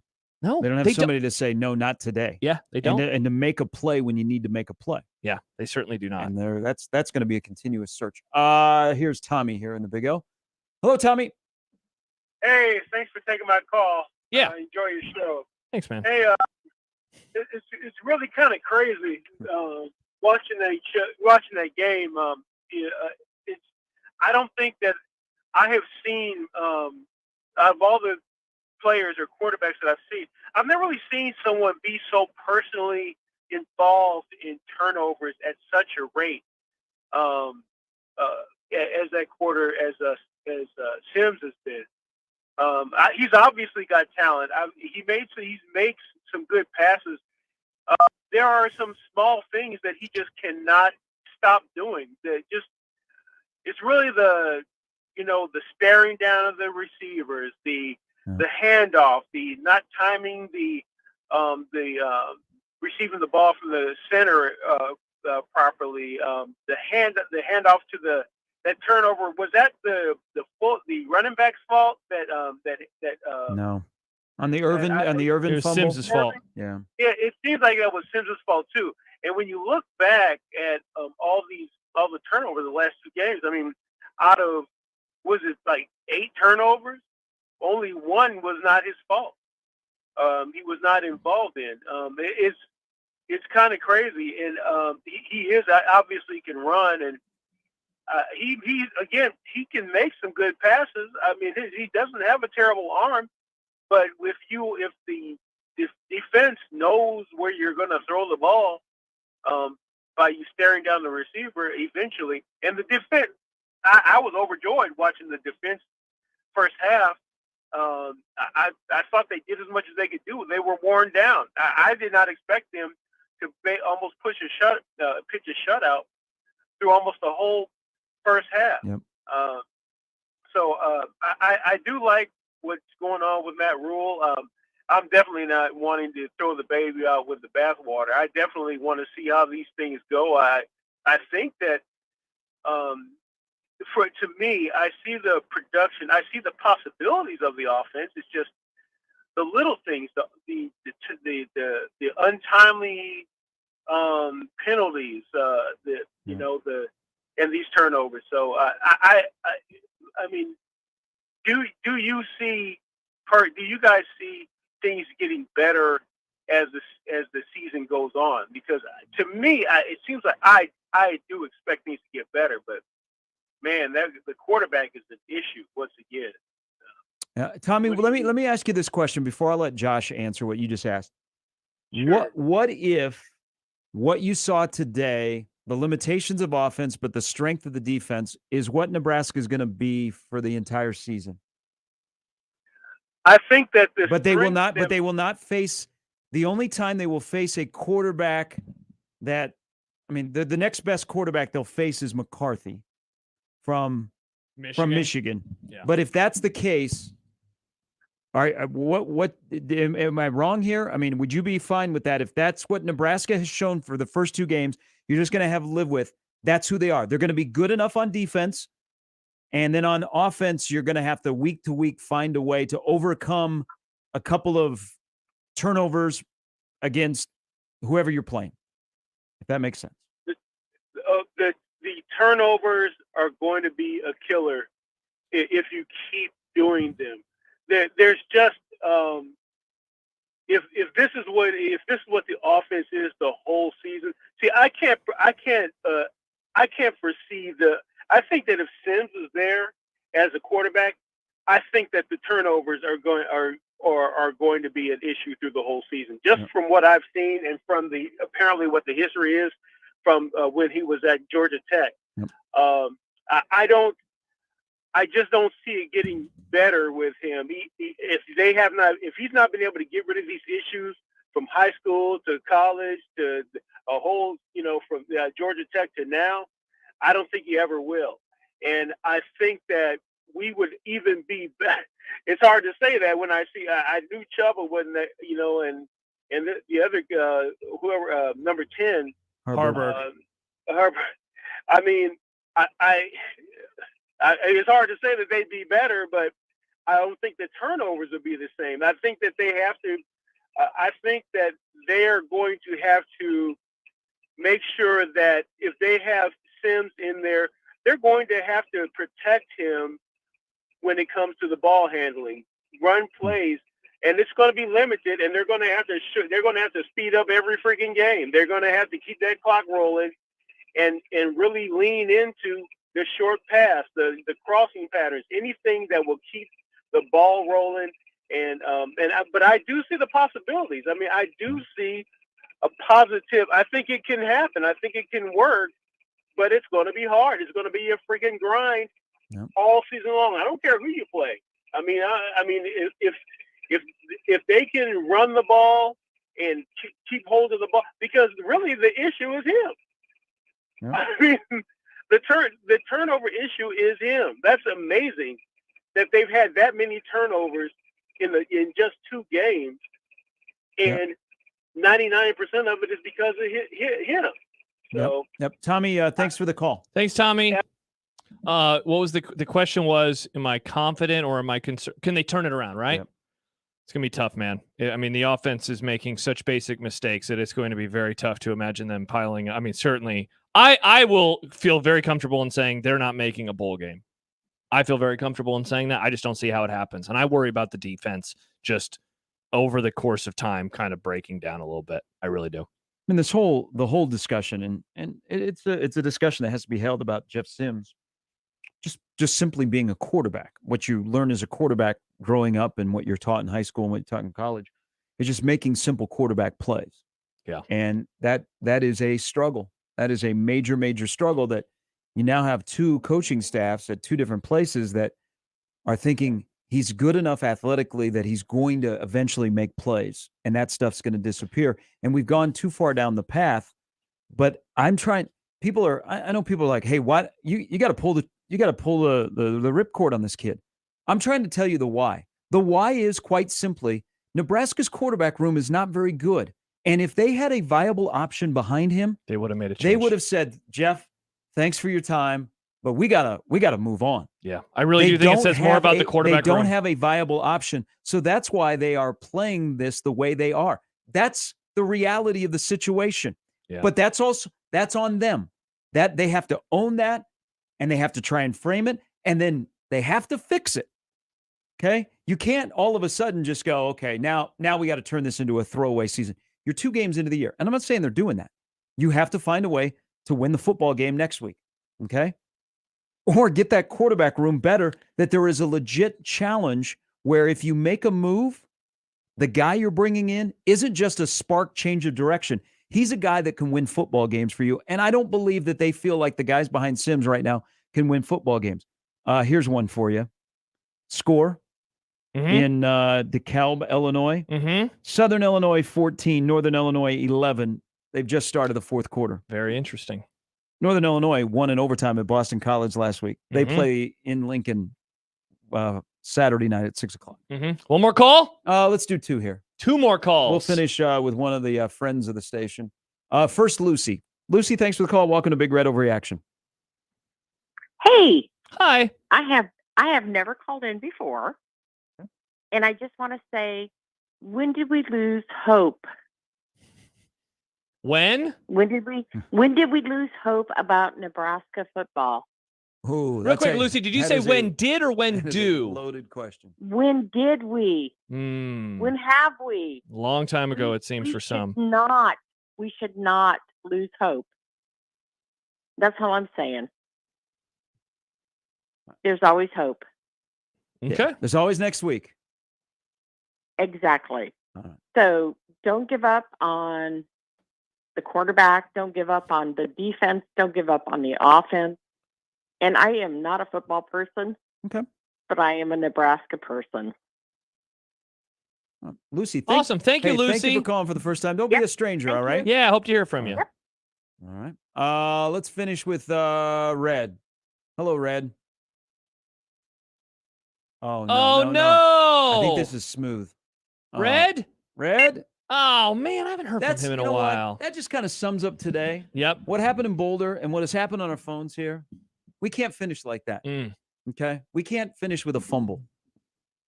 Go ahead, Joey, again, answer the phone. Pick one of those. No. Stop the music. We got to take one more call. Okay? We're not going to finish like that. That's a loser mentality to finish like that. I mean, it's a loser program right now, Gary. Not this show. This show is great. Look at all the calls. Look at the ratings. Look at the interaction. Joey, answer the phone. Here, just put him on the air. Let's just put him on the air. No, we can't do that because I got in trouble one time for that. Here. No. All right. Well, never mind. All right. You got in trouble? Yeah. Your name's on the marquee. You know, when I was younger, I didn't know that you could just answer the phone and invite people on air. Yeah, You're just supposed to hey. say, hey, you're live on air. Yeah, hey, what's your name? Yeah. There we go. I had a jerk store for a boss. All right, it's Rusty. All right, and if this is a bad call, we're going to take another one. So, Rusty, no pressure. Welcome to Big Red Overreaction. Hey, yeah, this is Rusty. I just don't understand what we're doing here. We're paying this damn coach $8 million a year, and he sticks with this damn quarterback. What do we got? Another Scott Frost here? He's going to stick with Adrian Martinez until the day he dies. What are we doing? Rusty, let's have a solution here. We're into the solution business. What should they do? We're 2 games into the season. What should they do that gives them an opportunity to win a football game that they must win on Saturday night in Lincoln? Well, I mean, geez, you'd think you'd at least try another quarterback, wouldn't you? Okay. Yeah. I mean, that seems reasonable. I mean, change it up. Start running the damn ball. You got some running backs in there that can play the game, and it's like they're non-existent. They ran it 41 times today. The game is I don't know. It doesn't seem like they know what to do, and but I just tell you what, Sims is not the answer. Well, there's some evidence that you are correct right now, Rusty. Anything else? I mean, Go ahead. We got this new coach. We're paying all this money. We're going to have another year without no bowl game. You know, we got this transfer portal now that everybody else can seem to get a new damn team with, and we just keep spinning our wheel. Thank you, Rusty, for the call. That was on you, Gary. I know. Play the music, No, Joey. hold on. Play it, No, no, Joey. no. Play it. Don't No, no. listen to him. He already No. told you to stop Hey. it once. No, one call. Oh, my gosh. No, I can't. Okay. I need an inebriated person. Gary, come Rusty, on. Rusty was not drunk. He was being Oh, real. my goodness. It's okay. I'm the one that wanted to get out of here early. No, you don't. I've never gotten out of here early with you. Literally not one time. Because you and I need to stop doing shows. My record is now 8-41 doing Big Red Overreaction. Not one single time. You and I did the Northwestern game last year. Yeah, and I want to go home, and you're always like, All let's take another bad call. Here we go. Oh, Yeah, Joey Joey types in Jerry, last one. Yeah, we're done. No more calls. Jerry, who loves you? Or not Jerry, Joey. I love Jerry too. Hi, Jerry. See? Hello? Yeah, Jerry, you're on the air. Oh my gosh. Make it good, Jerry. Hello? Yeah. Jerry, you're on the air. Welcome. Can you hear me? No. Can you hear me? Okay, time out. Jerry, can you hear me? I'm going. Jerry, Yeah. can you? Okay. So here's how we're going to do this, Jerry. I'm just going to let you talk. We're not going to answer. So whether you can hear us or not, just start speaking now. Gotcha. All right. Hey, it's Gary, as in like Gary Sharp. So thanks for taking my call. Disappointed by the game, but, looking back at the last few years and looking at this year, there's a lot of improvement that's there. One thing that was nice was Anthony Grant that made a huge bonehead fumble last week. He didn't play. Now, He did not. hopefully Jeff Sims has some kind of disciplinary action where he's limited or he's coached up differently. I'd love to see Harburg play some more, but I see a lot of positive signs. Here's the deal with Matt Rule is you look at Temple, you look at Baylor, they were awful the first year. Those programs were in a far worse spot, but Nebraska has not been a great spot either. I mean, the culture was just been terrible. So this year is going to be pretty awful. I mean, if we get to a bowl game, that would be a huge win. I don't see that happening. However, all is not lost. You know, if we're making progress as we go throughout the year and they're sticking to the process, I think he's going to get things turned around. One of the things I loved to see was the coaching staff isn't losing the game. Matt Rule is not fumbling the ball. Matt Rule is not dropping passes.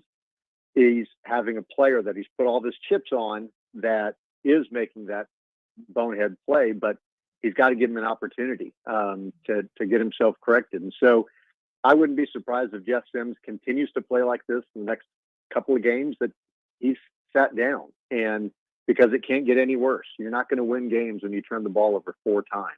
So I think this guy's going to get things right in the right direction.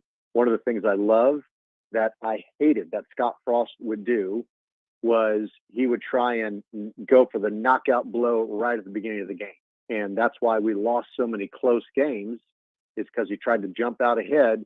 And then when he realized that we couldn't, he would freak out. Well, Matt Rule understands it's a 4-quarter game. Let's block, tackle, catch, and throw. Let's do those basic things, and then we're going to be okay. So Husker Nation, just, calm down. I think it's going to be just fine. It's just going to take some time, but he's going to get it turned around. And Deion, he's going to be at Colorado for maybe 2 more years. He's going to jump ship, maybe go to an SEC program, and then eventually he's going to go to the NFL. I guarantee you, he's going to want to coach in the NFL someday. So Colorado, enjoy it. You guys, they won the game, better players. Shadur Sanders is a baller. I mean, we held him in check, sacked him 7 times, knocked him in the mouth several times, and he passed for almost 80% and nearly 400 yards. Dude's a baller. So you got to tip your hat to him. But Husker Nation, just hang in there. It's going to get better. Thanks for taking my call, guys. Bye, Gary, Jerry. Gary, thanks for the phone call. People are saying on Twitter, play it, that Joey. Now you got to get a call that balances that one out. Nope. That's it. We ran out of time. I enjoyed that one. Why can't we take more calls? We ran out of time. It's him, not me. Hey, you got a show for 4 hours on Monday. Michael's on tomorrow. I have a show on Monday. There's Happer. There's plenty of hours to bitch and moan. Big thanks to all of you for putting up with us and for us putting up with you. There we go. For Josh, for Joey, I'm Gary. Big thanks to Equitable Bank. Thank where you, they take Doug. banking personally. Dingman's Collision Center and Mechanical Repair. Coors Light, keeping Nebraska chill. And for all of you calling in on Big Red Overreaction on the Jay Stennett Contracting Hotline, we're back for nighttime next week. I think it's Bishop and Hanley. I was wondering who it was. Yeah. After Northern Illinois, which is a 6 o'clock kick. Mm-hmm. Severe reaction tomorrow morning. Isn't Michael at the game? He was at the game. Yeah, he's probably on his way back right now. He's probably listening to us. Hi, Michael. That's coming up tomorrow, and then we're all back beginning bright and early on Monday at 6. That to-do list you have needs one more